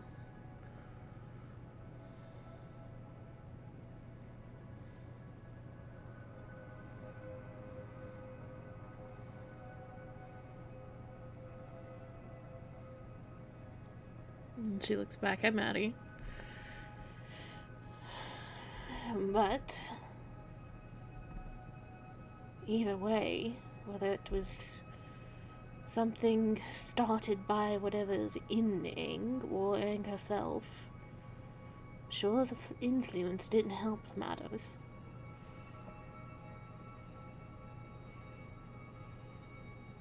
I really don't like just letting her go. Unless we can figure out what to do to keep whatever is in her, or either dormant. Whatever we can do. I think the fear is that the closer the wild hunt gets, the stronger it will become, till she can't hold it anymore.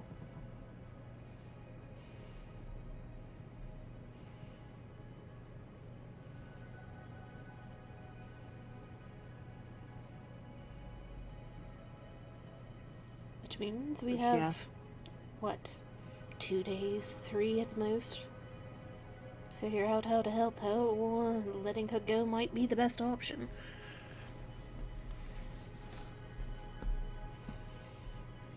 You could leave with her. Don't particularly like that thought either. Well, or not. That's what's gonna happen to Mirkot. To be fair, I'm not sure that even our presence is going to help Mirkot very much. Unless we can find out more about the hunt very quickly.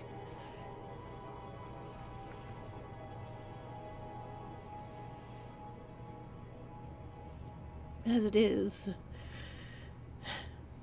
when we talk to the kings and queen, I fully intend to tell them they need to evacuate.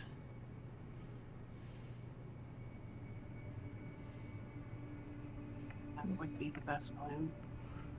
It won't go well, though. And even if they do follow our advice, sending this many people through the woods towards Tamarkt and the other surrounding towns, great many of them will die all the same.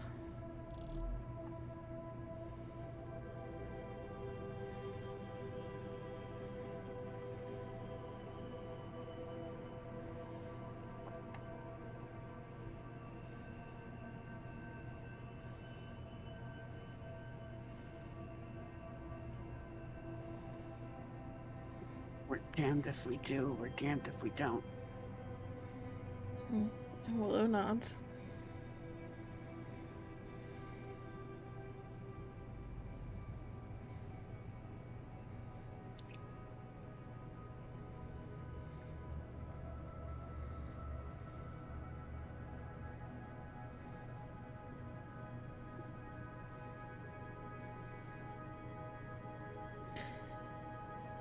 think the best plan of action at the moment is, well, first off, I should ask, how well do you think Malik and Vincent would take this news about Aang?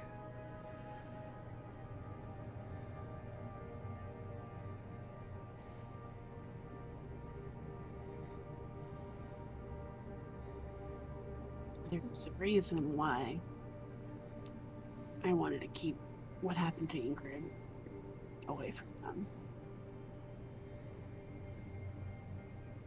She attacked one of us, and I can't.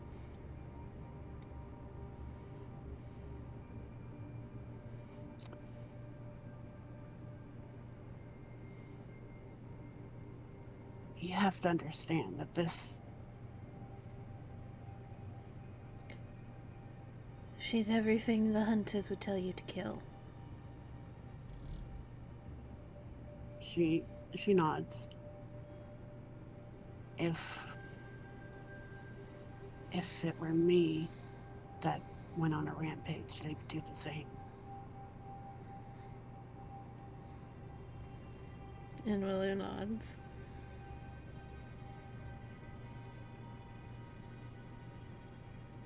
Yet, we are in this wonderful little conundrum where those two are going to offer the best help for you in figuring out how to deal with a possession.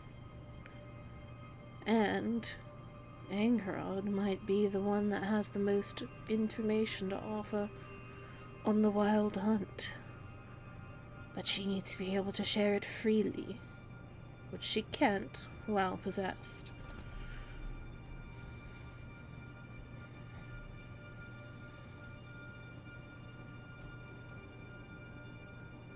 Maddie is kind of running her hands through her hair a bit more rapidly and just looks agitated.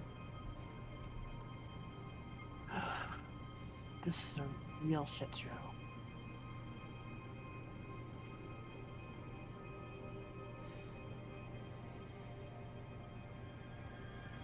And Willow nods.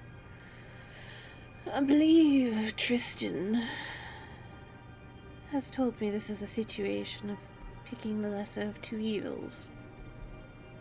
At least how he likes to refer to it.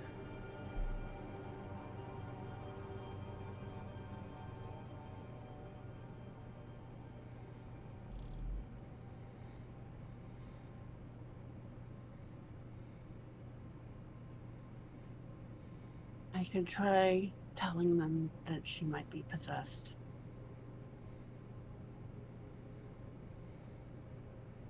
I just can't give the full information on what happened. They would probably have the most resources to figure out how to undo the possession. Willow nods. Yes, I don't think telling him about... Why did I forget her name? Ingrid? Ingrid. I wanted to say Greta, and I'm like, that's not it. I don't think telling them about Ingrid in this moment would be the wisest, but letting them know the full extent of what she did to Lloyd, well, again, as cruel and horrible as it was, as much as I am loath to even think of what the result was, it is also understandable at the very least.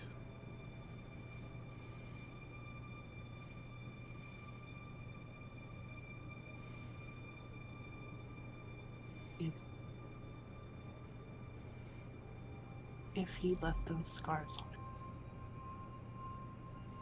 you're probably right. But it was a horrible sight. She nods. If he did leave those scars, now we have proof as to why she would want such violence. Beyond just the stories we've gotten from Hylas.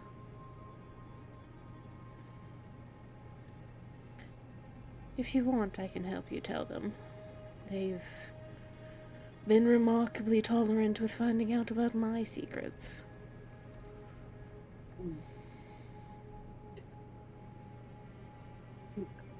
That might be best.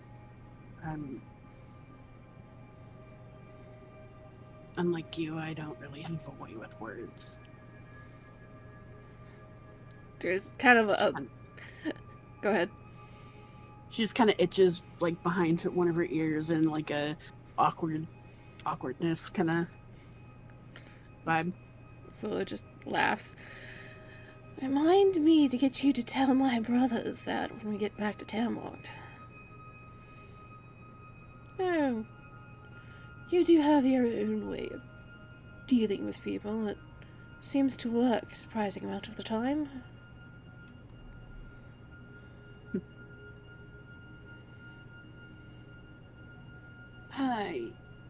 I'm just a little pushy, that's all. She nods. And she'll look towards the door. Do you want to go ahead and tell them now? Or wait until morning? Let's wait till morning. Everyone probably could use the rest. And she nods, and she'll look back at Maddie.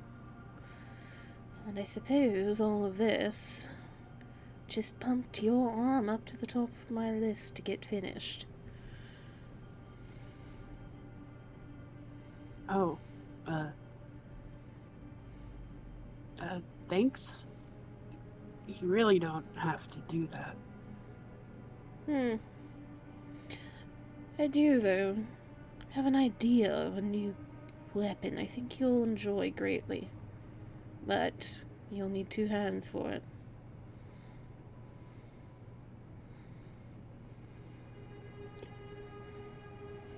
Thanks.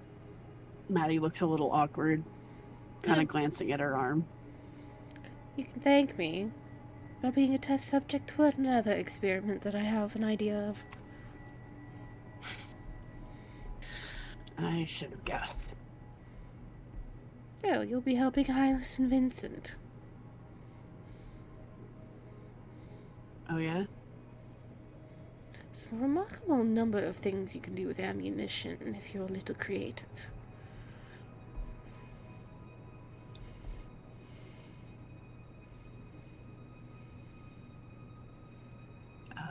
Maddie looks a little curious.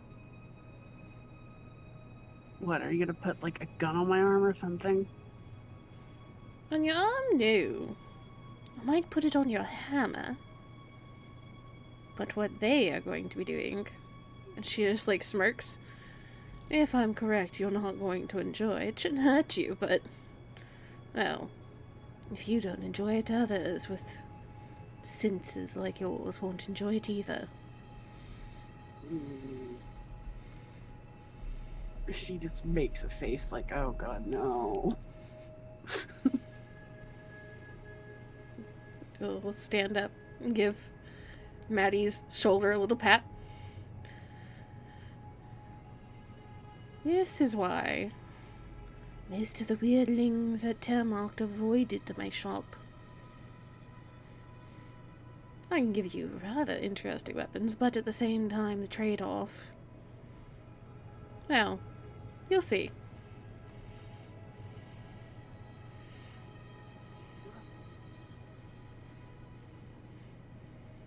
And she'll start Maddie. towards the door.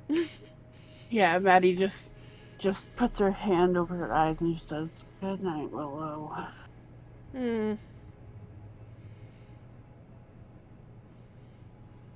Don't break my door down again, please. Closes the door.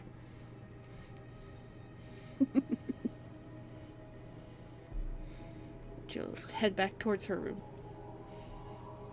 Okay.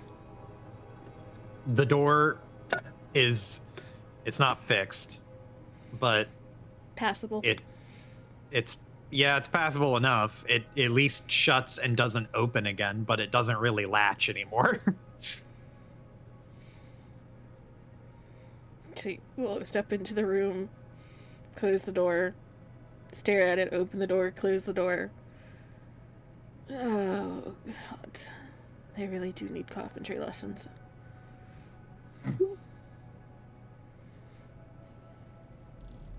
Abigail, wide awake, looks up to you, Will, and just goes, "So, what are we doing? Is What do we Aang do?" still hanging out in the room? I think that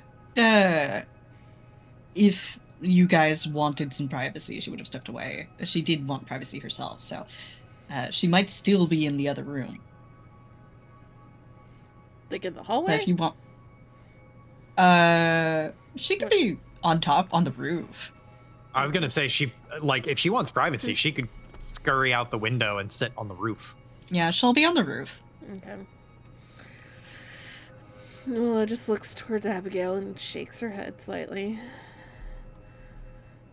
Well, it's step by step at this point.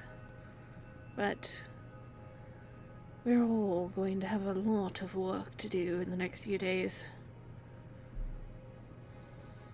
Is there work that I can do? She kind of tilts her head a little bit. Well, first off, you can keep practicing with Hylas with that gun of yours. And secondly,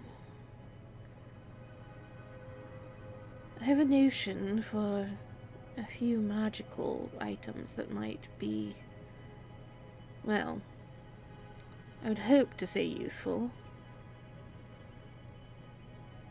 If you're willing to try and channel your magic, would make my life a little bit easier. It's hard inventing and also being magically exhausted at the same time. She nods. I'll try anything.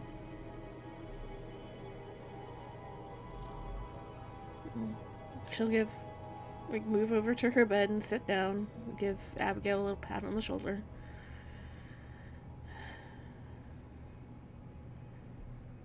Well,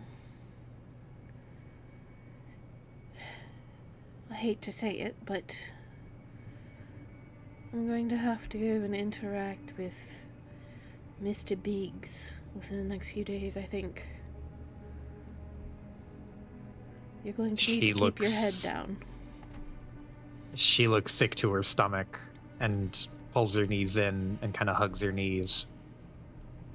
But nods. He thinks about it. Kind of sits there in the quiet for a few beats. And you see her, like her eyes and her brow line kind of twitch and look around, and she's like thinking about something. Or thinking about a lot of things. And she doesn't look up at you, but she asks you, I don't think I ever talked about it enough with you and everyone else, but bad stuff kind of follows me around. I'm really unlucky, I guess. Do you think this is because of me?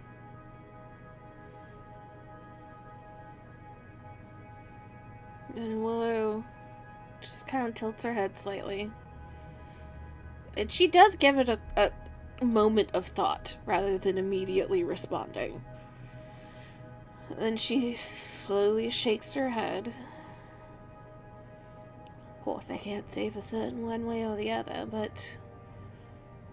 well, we knew about the Wild Hunt before the Weirding was even a thing. We knew it was something that came through and supposedly wiped out civilizations and villages. We shouldn't be surprised that it's a thing now. And all things considered, Mirkot and Tamart and Starwick, we've had an incredibly lucky run of not being overrun by anything thus far. I think it's equally likely that our time has just come to a head.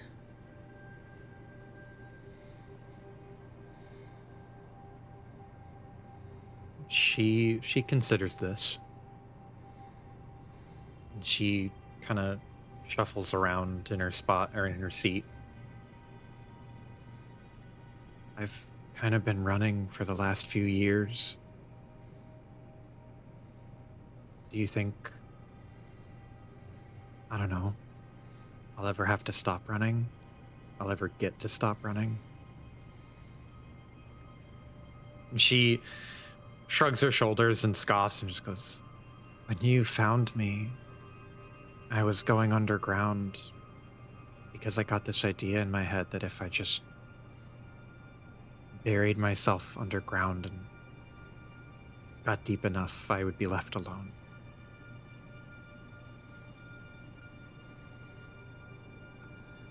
We'll kind of shift where she's sitting on her bed so that she catches Abigail's eye, and we'll kind of tilt her head a bit.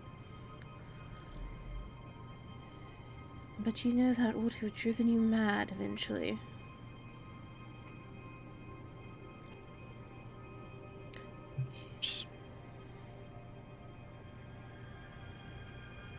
Willow just shakes her head. You may be witch, you may have magic in your blood, but you are still human. We need people.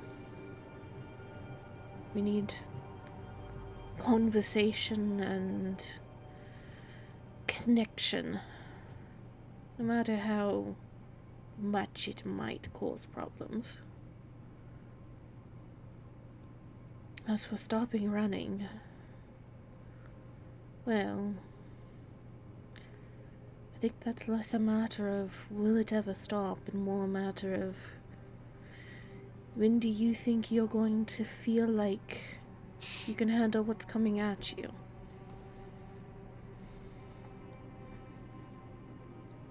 Everybody can Right run from now- everything, but eventually you have to just decide to stop and turn around.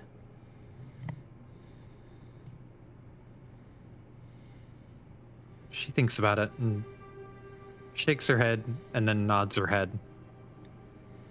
Right now I feel like I can't deal with anything. But maybe that'll change. And she looks to you like asking more than saying that. Willow just like arches a brow. You can't handle anything. Truly. Weren't you almost completely out of control of your magic only a few weeks ago? She nods. Yeah. She gestures towards her. And yet now you know how to channel it, you know, basic spells. You know the theory of how to make new ones.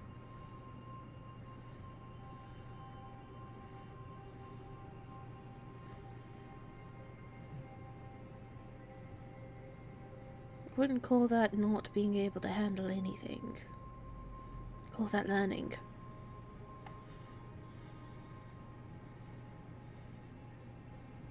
Her eyes soften a bit. And she nods, but she doesn't say anything.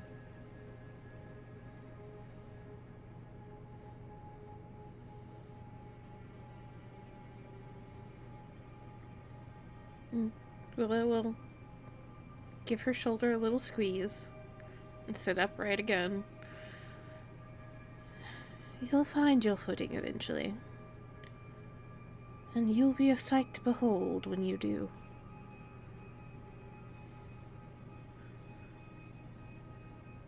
But in the meantime, you have more than enough people that could use your help right now with what you do know how to do already.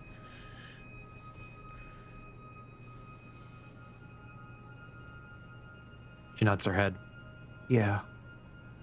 You're right.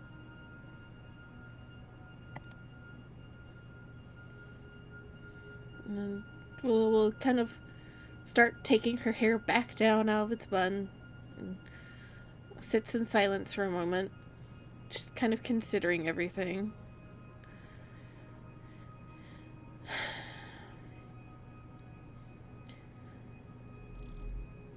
Whatever happens with this wild hunt,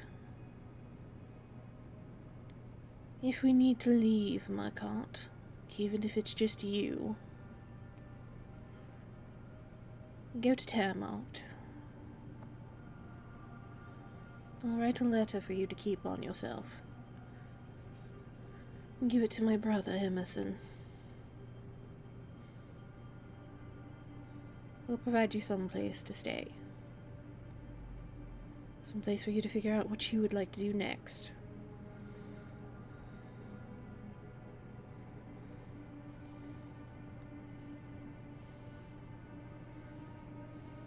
Sorry, repeat that.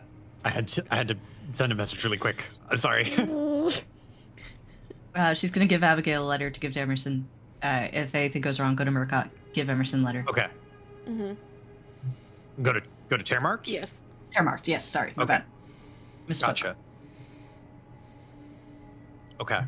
She looks concerned, but she opens her mouth and starts to voice a concern. But she closes her mouth. And then she nods. Okay. Is Emerson... Does he know about... Magic, no. The only one is Lorelei at this point. But Emerson is,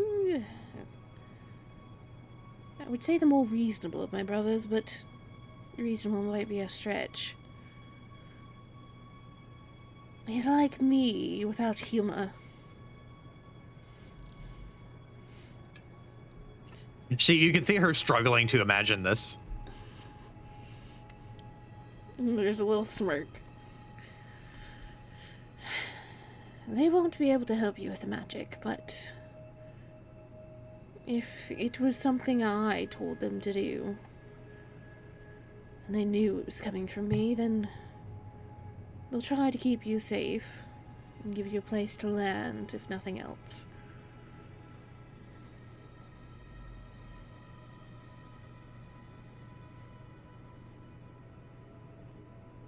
Just don't get into too many arguments with Tristan. He's a pain in the ass, might be putting it lightly.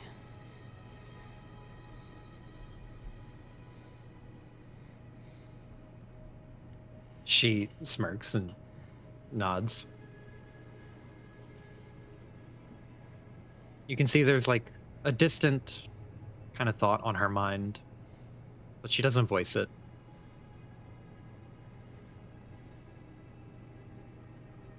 Of course, all this might just be null and void anyway.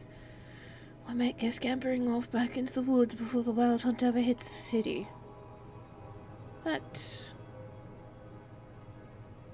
just so that you know there's somewhere to go after. Thank you.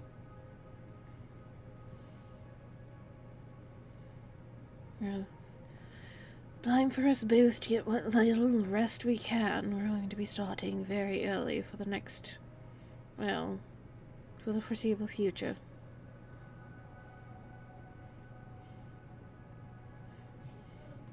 She nods, and she'll lay down and kind of recline and get back into sleeping position.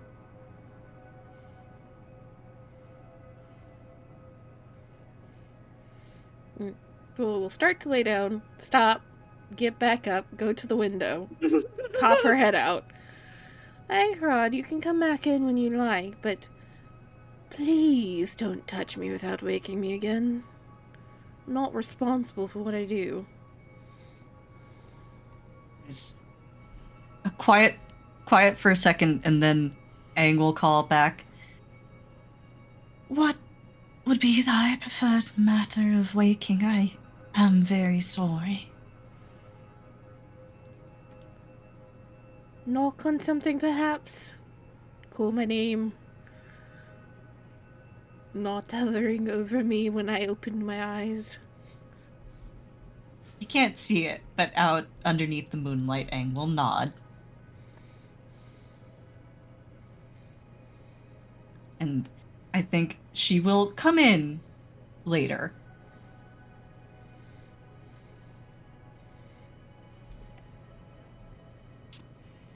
This is the first time she's gotten a second to herself in a lot of running.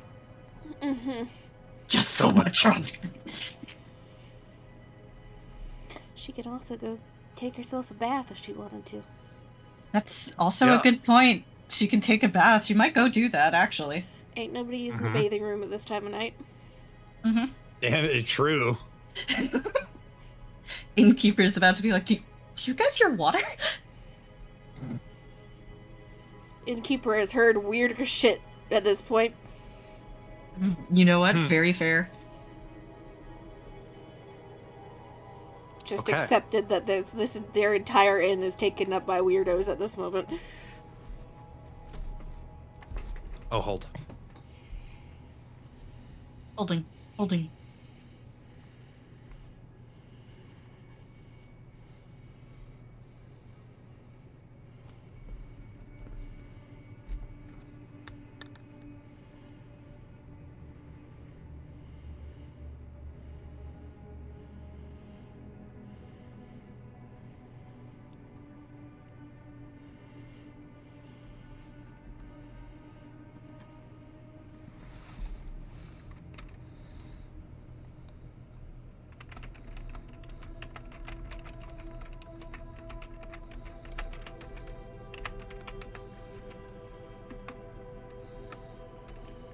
Okay, I'm back. Welcome back. So, that is Sunday to Monday night. So now it is Monday day. I have an idea. A small one. Yep. I think Maddie and Willow, when they wake up in the morning, will find a neat piece of paper in front of them, if you will allow this, Joe, that simply says, "This is my handwriting. Aang." Okay. Is it the same handwriting as the letter? It is not. No, it is Mhm. is distinctly not the same. Oh boy.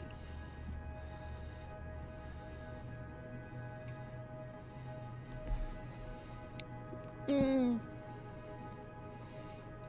So I guess we're telling the boys bright and early, and then we're heading out to the Upper City. It'll be a fun What are day. you telling the boys? About Aang. Okay. Do you want to roleplay that out, Maddie? Do you want Up to you. to? Yeah, it's more a question Yeah. of do you want to do the 2 NPCs, Joe? I can do 2 NPCs. 2 is way easier than like 5. It's true, though. I've been there. Be right back.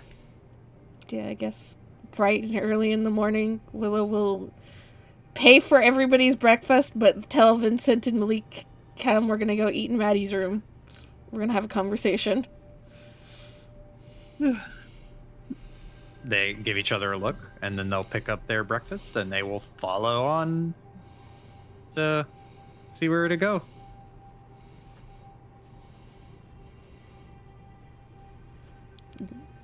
Willow will look over at Maddie and just like, wait for Maddie to take the lead, because these are her people.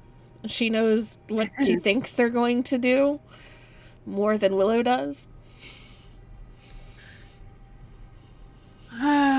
Okay. Rewiring my brain real quick. Okay. So we've got a bit of a situation. I don't like where this is going. A situation that requires delicacy.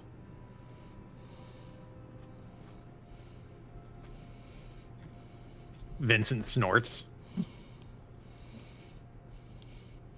I already convinced Maddie of the delicacy of the matter. Malik, you're much kinder than she is. Hey, Not wrong. Malik, he shoots you a look, Maddie, and he gives you like, for Malik, it's kind of a shit-eating grin.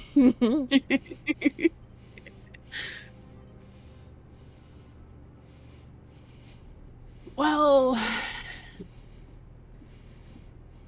we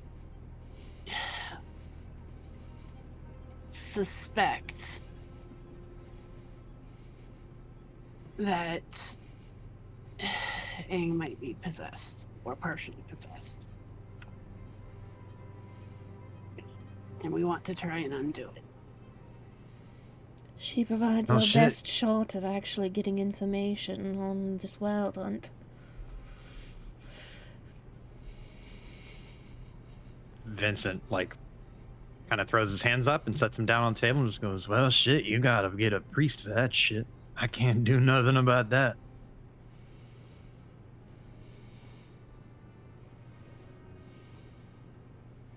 Malik chimes in and says, Madigan, we can't really do much about that.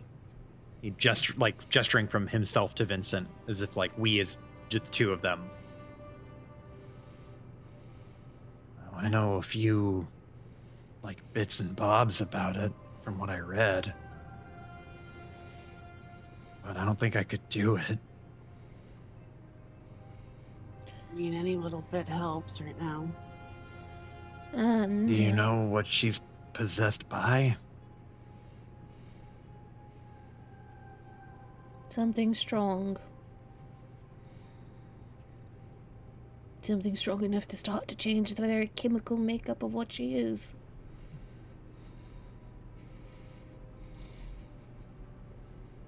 Vincent looks a little concerned. Which is more the reason why all three of you need to be aware of it. Even if three of you are not capable of exercising whatever it is from her, three of you need to be able to help contain her. Should it come out. Now that I can do. Big man too. He pats Malik on the shoulder. Big man's real good at holding people down.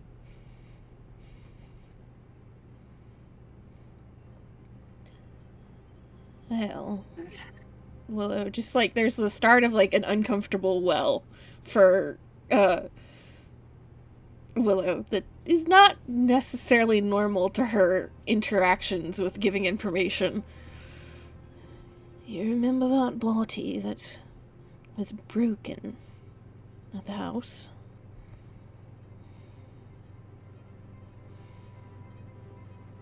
They look at each other and they nod.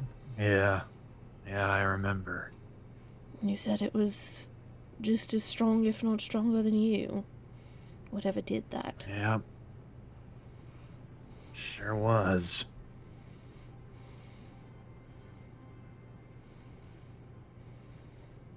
And Willow kind of looks over towards Maddie with the like, you should probably tell them.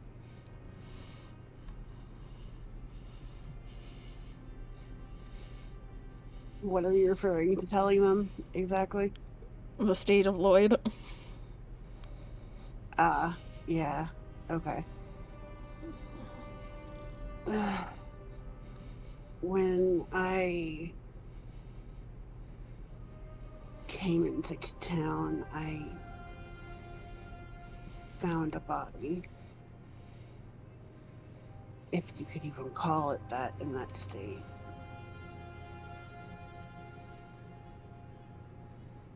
There was a marker that said, "Here lies Lloyd, coward."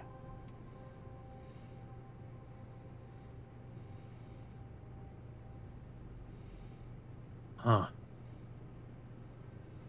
It said his full name. It said Lloyd Valentine. Oh, okay. I He didn't did say remember Lord it off the Valentine. It's all right. I was gonna let you cook. I didn't know if that was a colorful edit to leave out the Valentine name. It was not, but I'll go with it. You go with it? Okay. Mm-hmm. They look at each other and they're like, "Who the fuck is Lloyd?"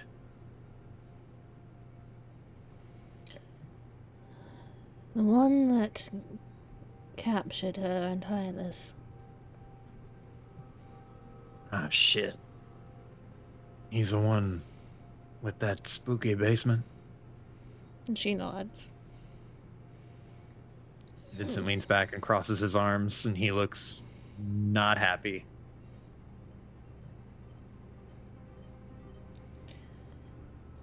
Not sure whether what was done to him was intentional by Aang or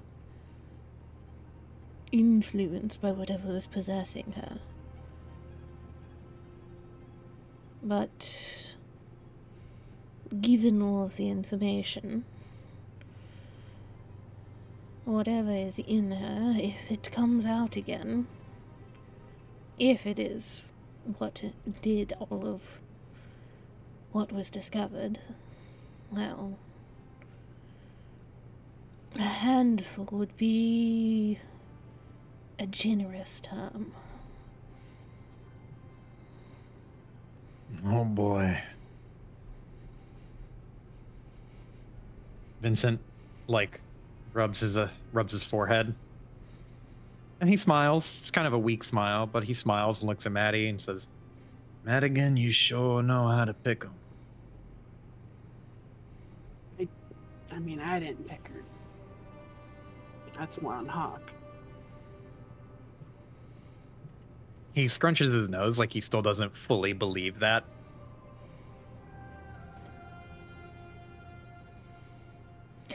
Well, this vampire shit ain't going anywhere pretty quick, so if you want us to look into exercising, you can do that. Or maybe one of us can. He looks between him and Malik. Rock, paper, scissors. Malik, Vincent goes to rock, paper, scissors, and Malik just shakes his head.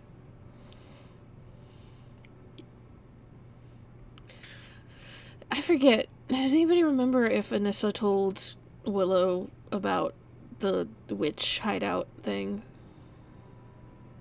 I think they did. I think so. I think so. Willow just kind of tilts her head one way and the other. Well, to fully lay out everything that we have going on demanding our attention and potentially the skill set in this room, she kind of gestures to the three hunters. There's still the question of the vampire, which also brings up the question of how vampires react to a wild hunt. There is the wild hunt itself coming, which requires whatever knowledge Angarad has that she is unable to give us at this moment. Because of a possession that needs, theoretically, a priest. Looks at Vincent. Because he's the one that said priest. Mm-hmm. Or if not, perhaps, and she pulled up a finger. This is very much outside of my understanding of magic, but perhaps not outside of magic itself. The intervention of others that control magic, which we do know there is some within the city. And we still have to go talk to and try to convince the kings and queen that doing something worth Mirkot is better than waiting.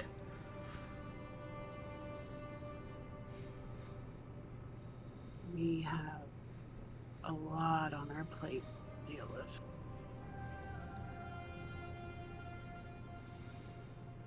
They both lean in and steeple their fingers, or interlace their fingers and set their chins on their hands and say, "Okay, What do you want us to do? We could split up and do more stuff. And you got a whole host of people who are all hands on deck.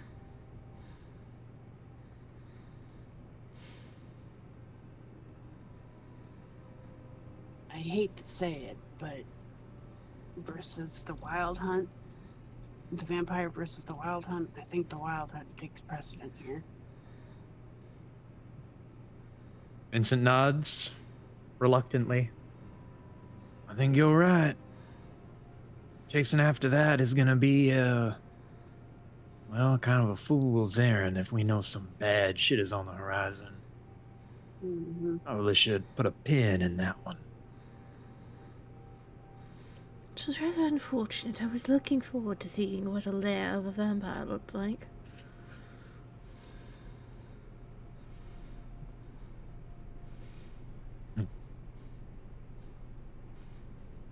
Just very casual over her looking- tea. Vincent will smile and he'll offer, I can get into looking up some exorcism stuff if that's what you want. Maybe it's worth a shot. And she kind of Oh. pauses. Go ahead. I was gonna say he'll scratch his chin and say, I bet that Anissa knows a thing or two. She's pretty pious, ain't she? Willow nods. I was about to suggest that that convent might actually be a good place to start. Even if there's not a priest that can be brought in or quite knows what to do, there's enough, well, theoretically, enough divinity there that it might be workable there.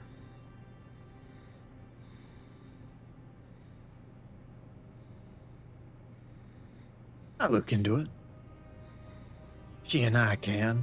And if she has run into a dead end, then we will split up. Divide and conquer.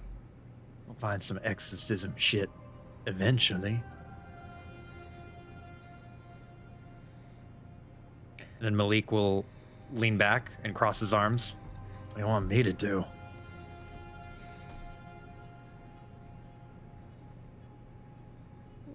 Willow kind of tilts her head a bit. I think you and Maddie need to come to this initial conversation with the kings and queen. Ideally, if we can at least convince them of some danger, well, you might be a good start to shielding this city, telling the judges the weak points. Okay.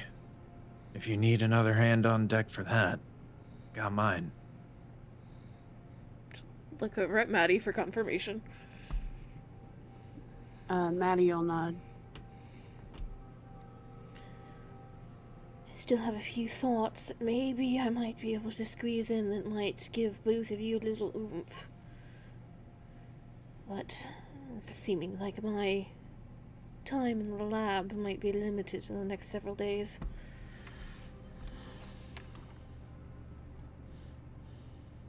What do we plan on doing if we can't convince them? The kings and queen, I mean. If we can't convince them, we convince those that are influential in the city below them.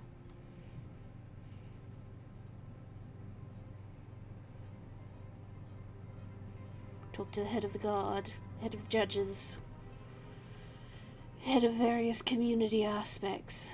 We've already met several, and from my understanding are on good terms with most of them.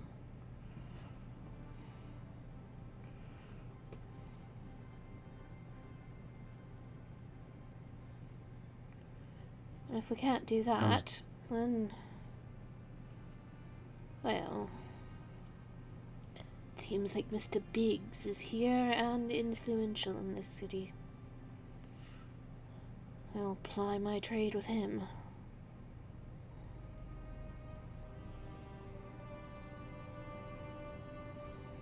Seems like a good plan to me. if all else fails, even if we can't defend the city, we can try to convince as many as we can to get out early. Hmm. The boys nod. A week's not a lot of time.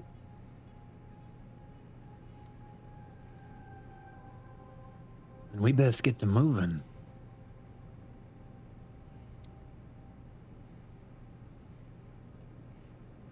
Vincent will pop up out of the chair, put on his coat, adjust his hat, pull out his retractable cane and extend it. And he will stand up, see if anyone else stands up with him. Maddie will take the last bit of food off her plate, stuff it in her face, and stand up. Malik will do the same.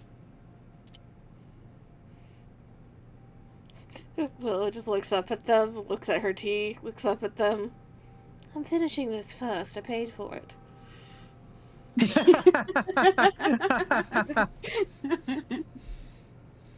They, Vincent nods out of respect, and then he'll do a little backhand tap at the shoulder to Malik and look at Maddie and Malik and address you both and say, I'm gonna get a head start on this whole exorcism thing.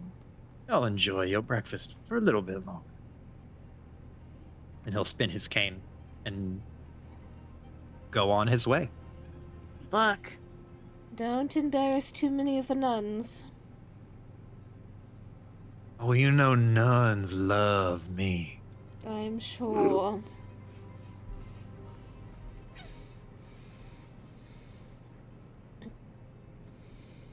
And he's off.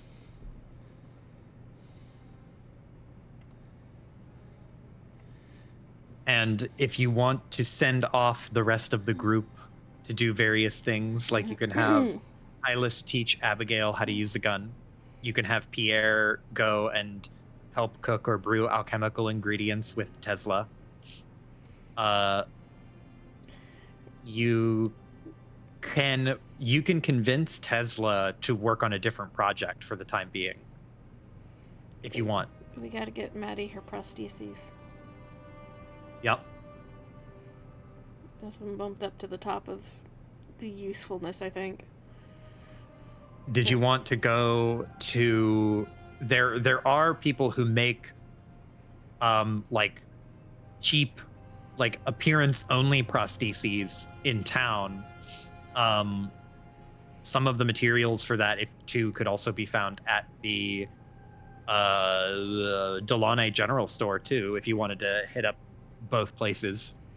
Yeah, I think in the last discussion that Willow had with Tesla, they both agreed that getting a handful of the appearance-only ones would be the best start to figure out how to make a mechanical one out of those parts. Willow also wants to kind of corner Michonne when she has a chance. Michonne? Hey. Michonne allow Willow to kind of corner him as everybody is getting up and figuring out what to do. Mm-hmm. And she kind of walks over to him and will sit down beside him. Well, you've already made your mark on the arts district, it seems. It's a rather good performance.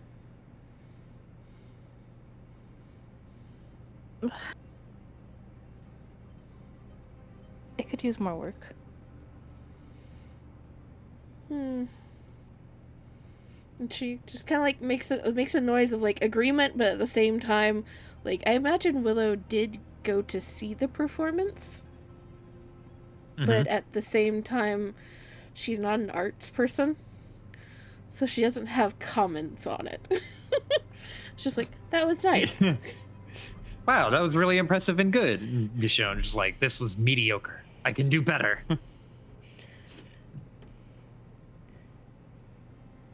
You in good sorts with theatre owners and the donors in that area?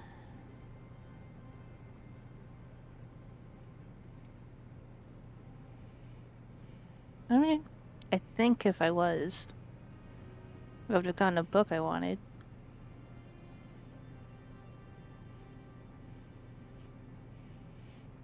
And she kind of arches a brow. It's a book you've been looking for. Not necessarily.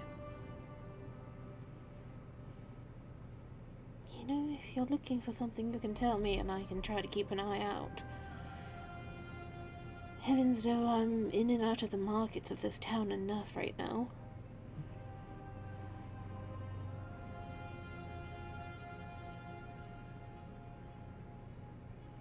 Mishono shrug. It was more of a passing fancy. She'll kind of look at him like kind of curious, but we'll give a little nod. Do you think that you can do us all a favor and talk to these new sponsors of yours? Try to get them thinking about what's coming?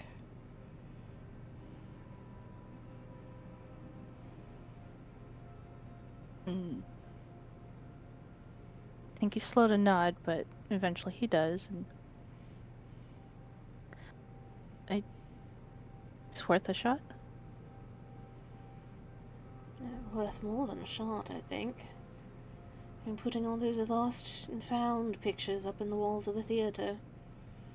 It's clearly enough of a gathering spot, and you said that you made, I shouldn't say friendly, but for lack of a better word, friendly with a noble of the city or somebody well-to-do.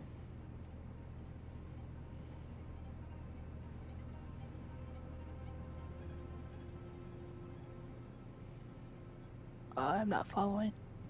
The guy that was just chilling, that apparently just goes Blackwater. to see everything. Did we make friendly with him? If you became a performer, yeah, he would be very friendly with you. Okay, alright. You can get him thinking on our side, that might be beneficial. Sounds like he might have enough pull to influence the kings and queen, or at least get their ear. Mishono nod again, and then he will purchase chin on the butt of his palm. There's just the issue of the other one. We've agreed that if we swapped places again, that we are to talk to no one.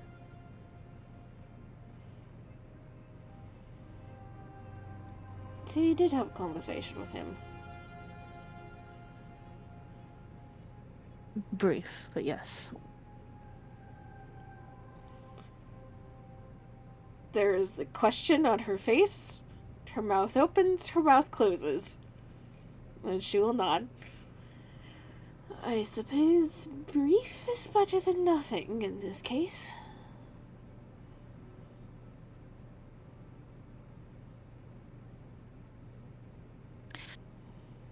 I think he might be a smuggler. Why would you say that? Both times I've seen him, he's been moving things around. It's a bit of urgency. At least from the man he was with. Correct me if I'm wrong, he came in with the Biggs procession, right? Who? Master Bell. I don't think he did, right? He was slightly delayed from it. Oh, okay. It's like I knew it So, happened like, he around the could have same been- time, but I didn't know if he was with Yeah. them.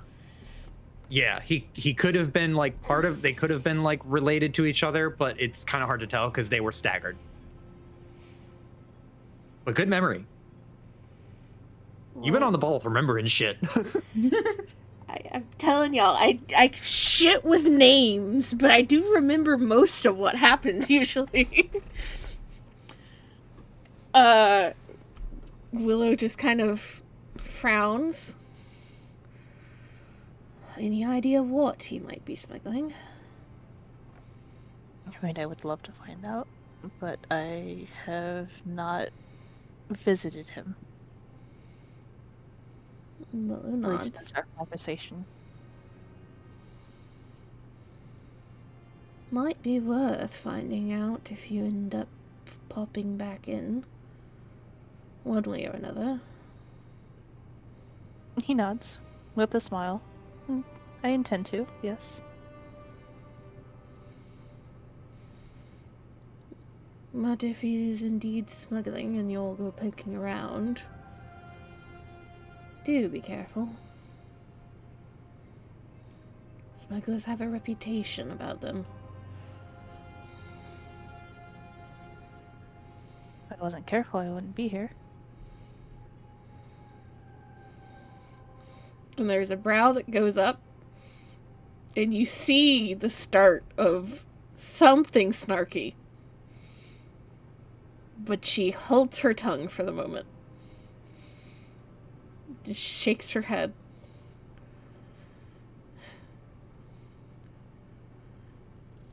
Is the dagger treating you well?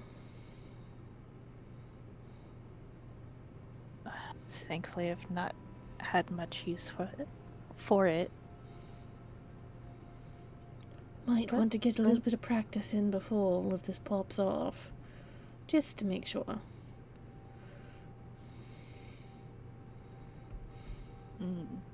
He'll nod, and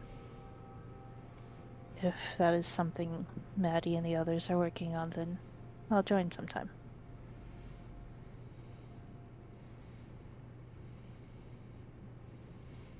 Well, it'll nod, and she'll look Michonne up and down.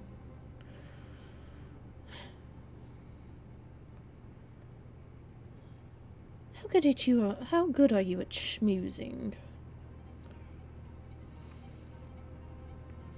Have you seen my face? I'm pretty damn good. I love this boy. Wow. And Willow just kind of blinks at him. and is Love like, it. Do faces have something to do with it? The one ace character. Mhm. Or Michigan. Michonne, do you notice how beautiful I am? Willow. Oh. No.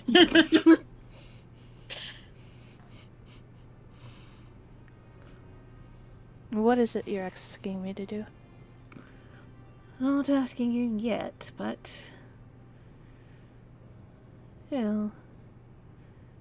If things go how I think they might go in the upper city, I might could use a little bit of backup.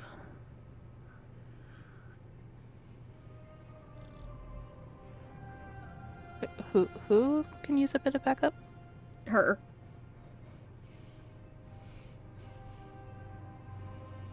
He'll Back up nod. dealing with high society. Yep. Willow knows how. Which doesn't mean she likes it or is particularly good at it.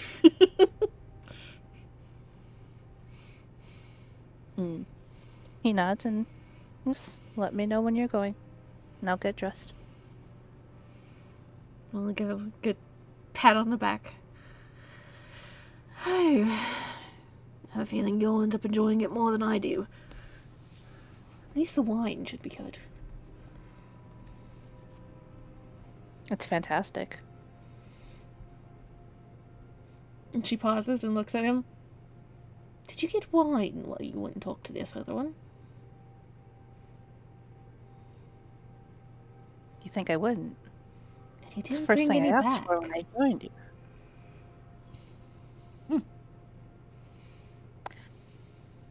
Michonne will hold up a finger. Just wait 1 second. And he'll run up to his room. And he will produce two bottles of wine. I will not say the names.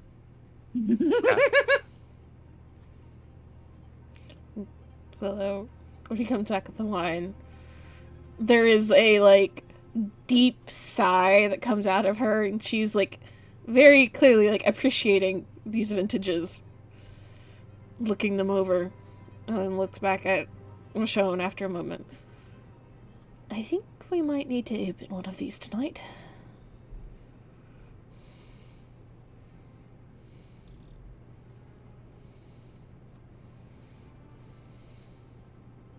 He'll nod and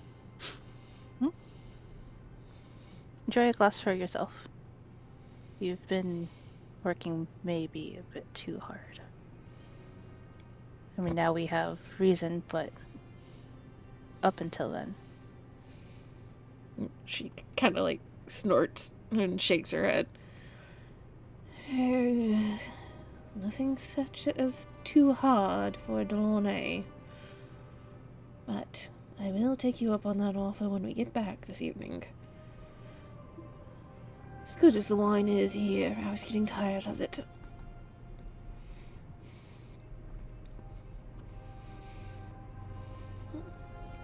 She'll stand, hand the bottle back to Michonne. And the good luck with your conversations in the arts district today.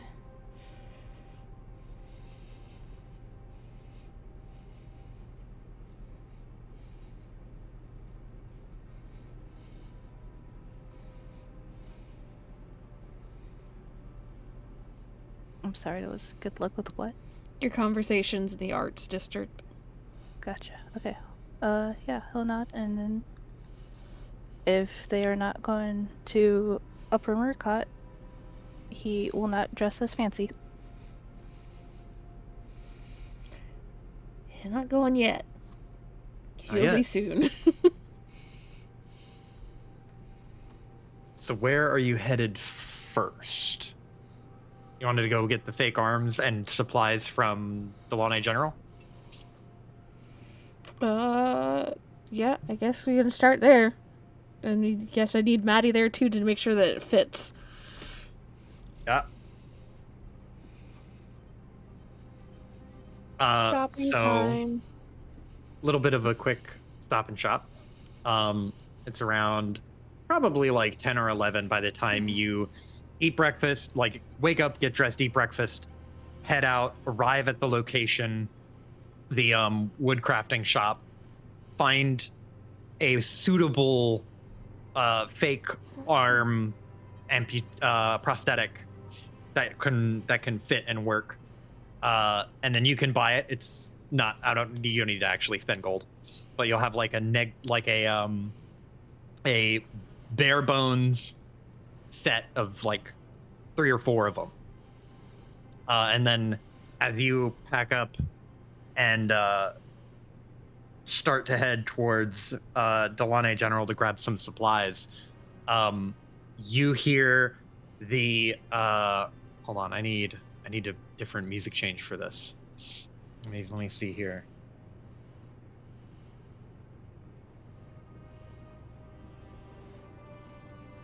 I don't know what would be good. I don't know enough of these. This is fine. This is fine for now. As you are heading towards Delaunay General, you have to cross kind of in the middle of the city, like the main thoroughfare. And as you're going through the main thoroughfare, you hear a sound that you heard once before.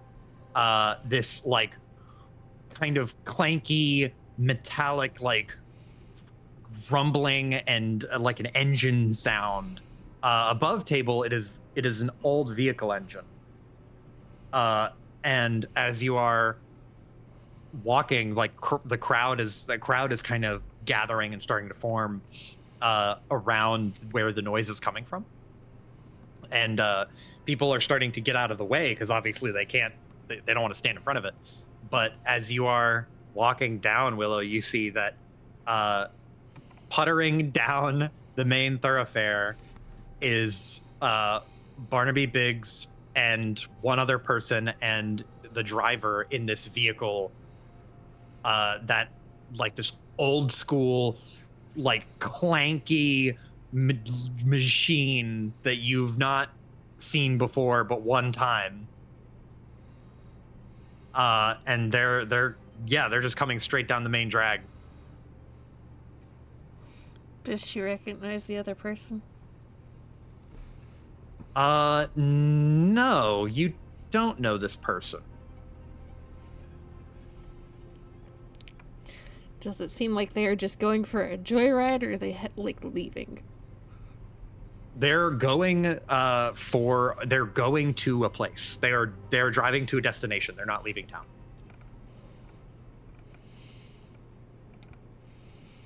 Mm.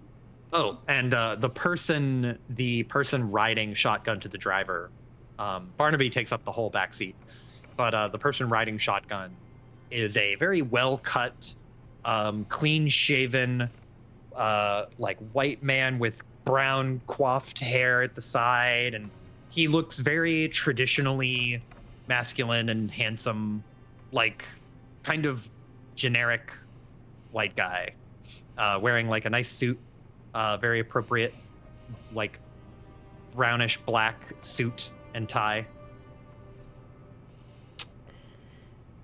So somebody well-to-do in town. Mm-hmm. He rode in with Barnaby. Okay. Gotcha. Because I think Willow went shopping with Maddie and Malik at this point. Is who she was trying to bring to the upper city. And she'll just kind of like tilt her head towards them. And that would be Mr. Biggs.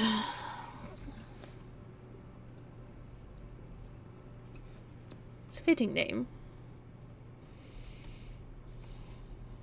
Kind of making a ruckus, though, isn't he? No, he likes having attention. As you say that, he is like waving to the crowd like he's on like a parade float.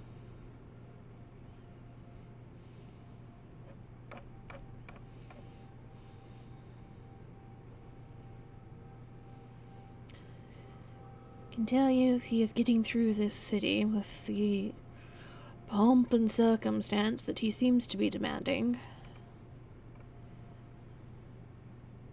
He may be our best last option. Prefer not to deal with him much if I can help it, but he's got something on the kings and queens if they're letting him do all of this.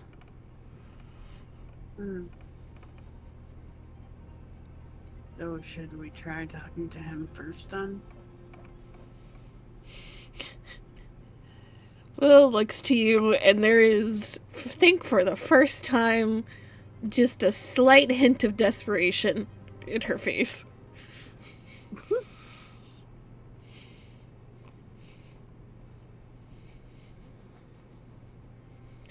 If I go talk to him, he will not stop talking to me until the Wild Hunt is on the doorstep. He's been trying to make a deal with my family since my parents were in charge.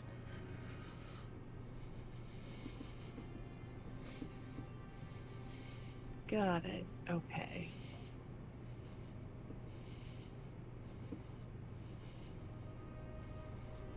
So avoid him if possible. Understood.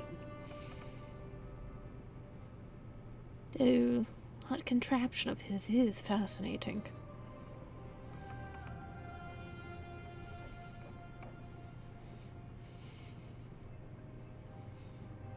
It sputters and keeps going down the road, and it starts to turn around the corner, heading coincidentally in the same direction you would be walking. So he's heading towards Tesla's? Yeah, Tesla's and also the Delaunay General, like in that vague direction. I mean, there's nothing else. Willow's not going to chase after his ass. So she's just keeping going. Okay. So you're going to the lab now? Or to the general store to get supplies? I guess the general store first, because she's essentially turning over the project to Tesla. So she'd make sure he had everything she thought he'd need. Gotcha. Okay. So as you continue walking, you hear the clank and clatter of that engine as it kind of continues on and grows more and more distant.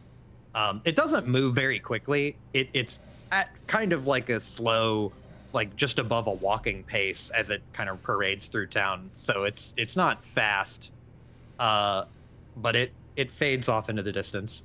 And as you continue walking and round the corner, you can see way down the road here ahead towards where Delane General is situated. The car is parked out front of the general store. God damn it.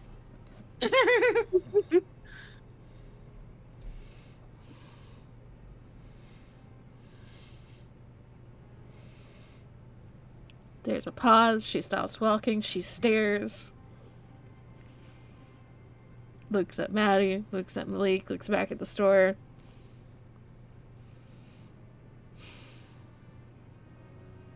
This really is just my worst nightmare.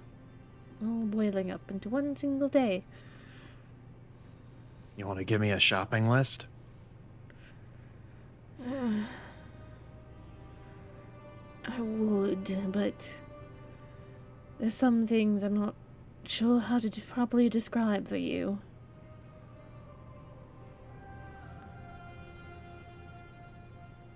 And How bad can this guy be?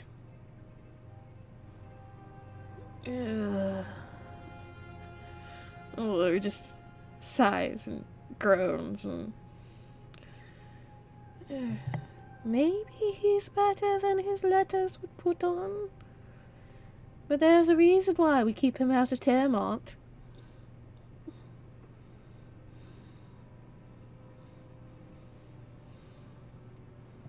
Malik scrunches his nose like, oh boy.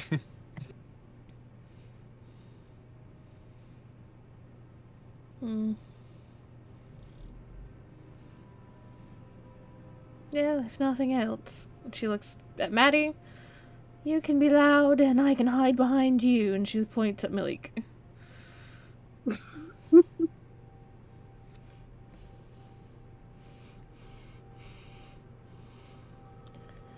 Come on, the sooner we get this started, the sooner I can be done with it.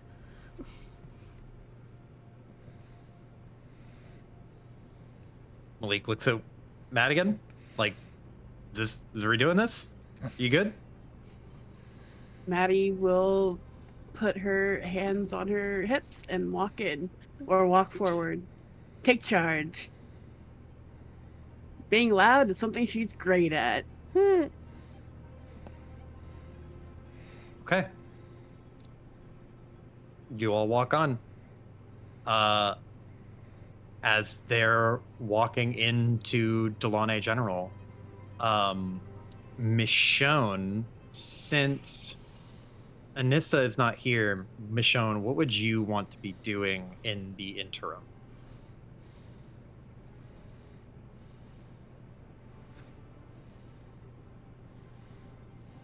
Did Rosemary attend the show?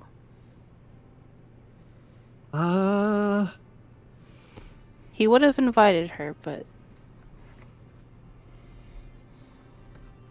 let me roll for it. The more you talk about this Rosemary, the more it sounds like you're cheating on your wife, man. Rosemary would be there, yeah. She would be in the audience. okay.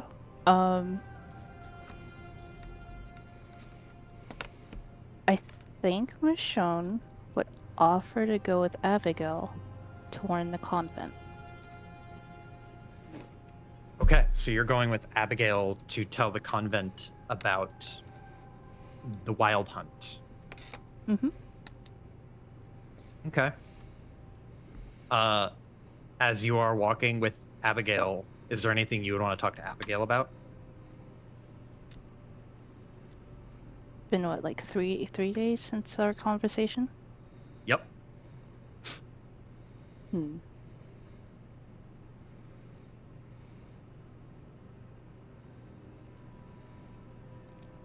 Seems like this city is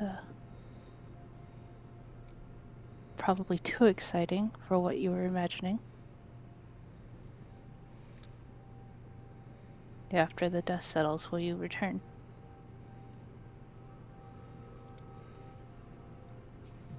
Sorry, repeat that. After the dust settles, do you intend on returning? Abigail crosses her arms and thinks for a second. I don't think I want to. I thought about what you said, and I do want to help people. But more than anything, I just want to be somewhere that I like to be, and I like to be with you guys. Just feels right.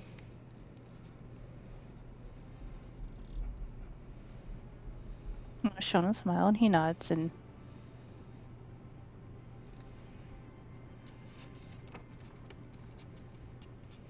I think he wants to tease her about spending so much time with them in the past few days. But instead, he'll offer his arm so they can link arms. And in the time you spent at the convent, you've been getting to know your sisters. Surely He you thinks must about it. Go on. Surely you must like at least a couple of them by now. She nods, like pretty enthusiastically.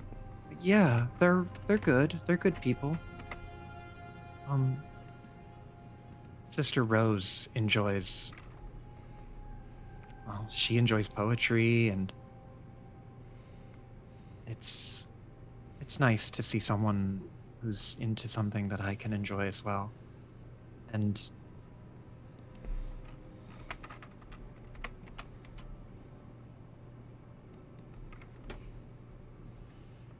hold, trying to find the names. I had a list of names.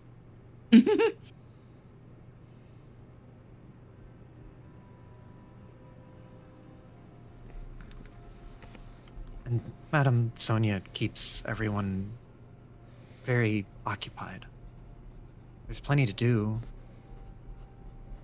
A lot of the sisters there take up crafts. And it's been nice to see that. But she shrugs and kind of looks like a little embarrassed. None of the other sisters take up shooting. I think he starts to laugh, and I guess in its own way, shooting is a craft. Yes.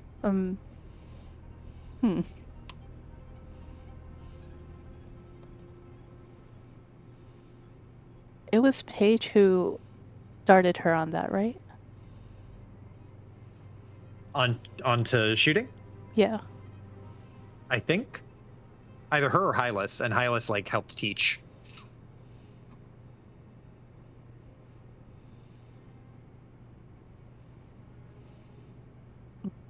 You sticking around means more practice. We can get you started on some crafts. What kind of crafts? Are you some kind of artisan and haven't told me? He'll pull out his little pocket altar. It's amateur work, but it's still a craft, no? Oh. I didn't know. She looks impressed and surprised. A little bit of sewing will take you a long way. But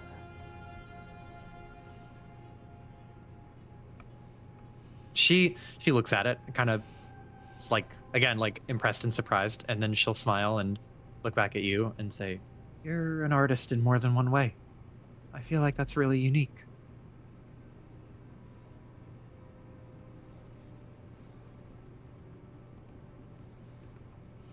When you're as traveled as I am, you'll find that a lot of the arts, they're very connected to one another.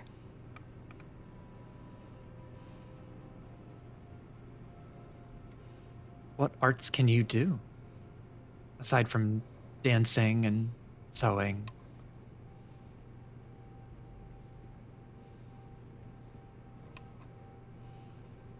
He stares at her for a moment. Um, I'm no poet, but I can recite what I've read. Okay. She half laughs, but still like bids you to go on. My expertise is in dancing, but it's good to be creative. He smiles Hoping and nods. maybe one day Paige will teach me how to paint. Or Hmm. Angharad teaches me maybe how to play an instrument.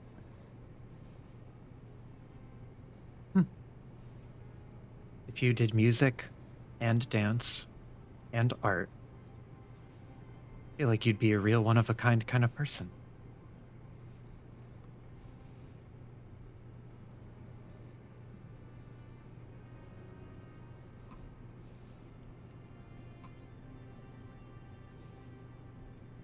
He'll cross his arms and tilt his head. I'd like to think that, yeah.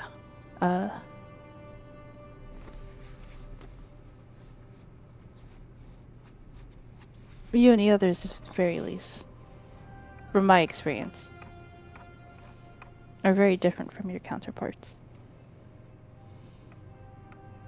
She's kind of taken aback by that. Like suddenly her mind is drawn to a very different place than the present moment, and she realizes like, oh shit, you're right. All of the reality of like multiple realities is still true, even though we haven't been exposed to it in a long time. All of that is still real, and that kind of hits her all at once, and she kind of shells up for a second, but only for a second, and then she kind of nods. Yeah, I did. I have, I guess, a question now that I think of it. He'll look to her and wait for her to continue. She doesn't meet your eyes, but she will ask, did anything ever happen to me? Did I find a place to belong? Mm. He'll look away. You don't have to answer if you don't want to. It's not that I don't want to, it's...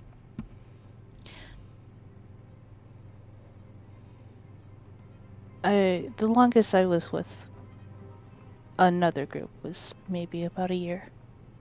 And before that, much shorter times. I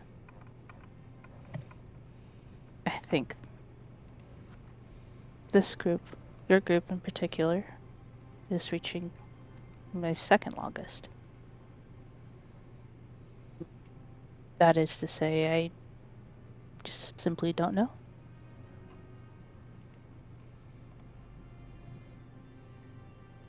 You can see very clear, like, disappointment at not knowing, but she does her best to hide it. She doesn't want to sour your mood.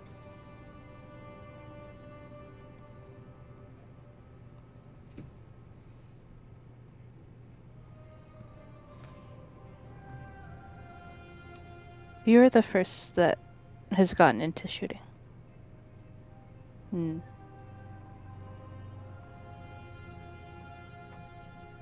So, like I was saying, You, at the very least, are one of the kind. She looks up at you when you say that, and then will smile very gently. Thanks. She was present and awake for the bastard bell talk, correct? Yes. That depends.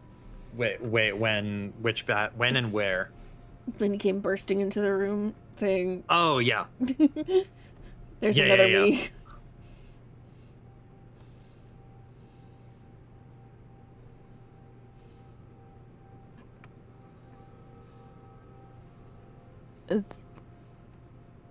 The Bellamy that is also in the city is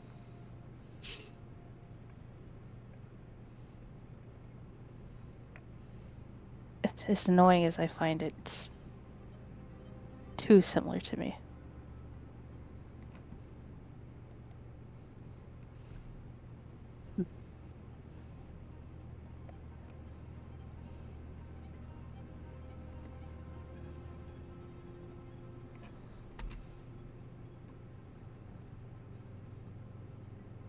I might not show it, but I worry.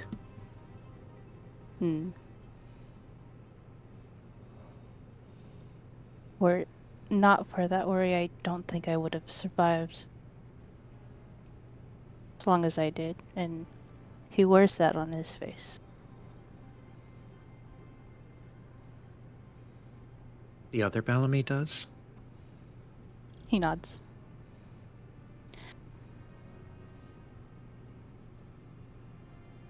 Since we've been warned, I've been considering.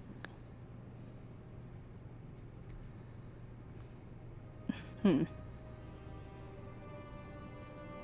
was considering giving him the same warning.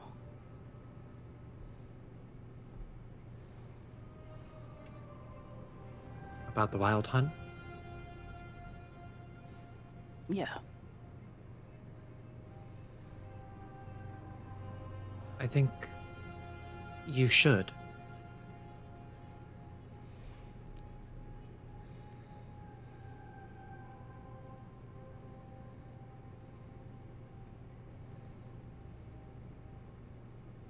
Will she leave it just at that? She looks like she wants to say more, but she's hesitant. You need to coax it out of her a little bit.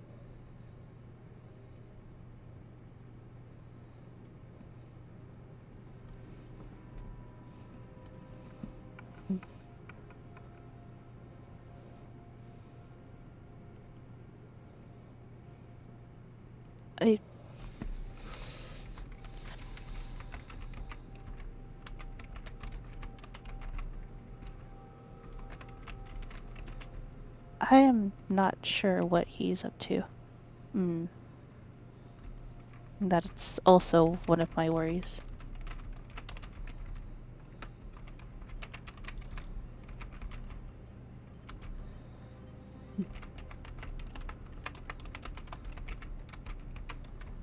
At the very least. He'll stop and let her continue. She hesitates, but she'll say, I don't think he would be up to anything that you wouldn't do, right? So, in a way, anything you would do is on the table.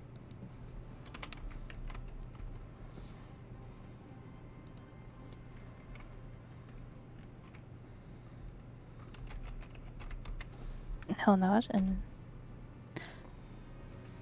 well, after we talk to the sisters and Mother Sonia, Madam Sonia. Madam Sonia,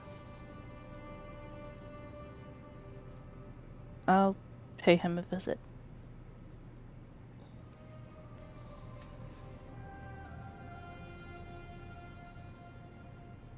She nods and will say, if you need someone to go with you, I could go with you if it would make you feel better. I'll smile and give her a pat on the head. I believe by the time we're done, Willow might be ready to join me.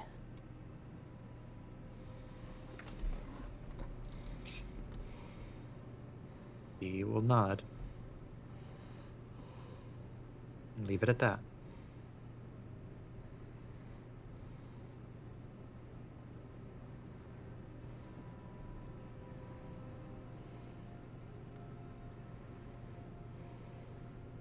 And if that's it, I think we could end it here. Unless you guys want to meet Barnaby Biggs. Not tonight. Okay.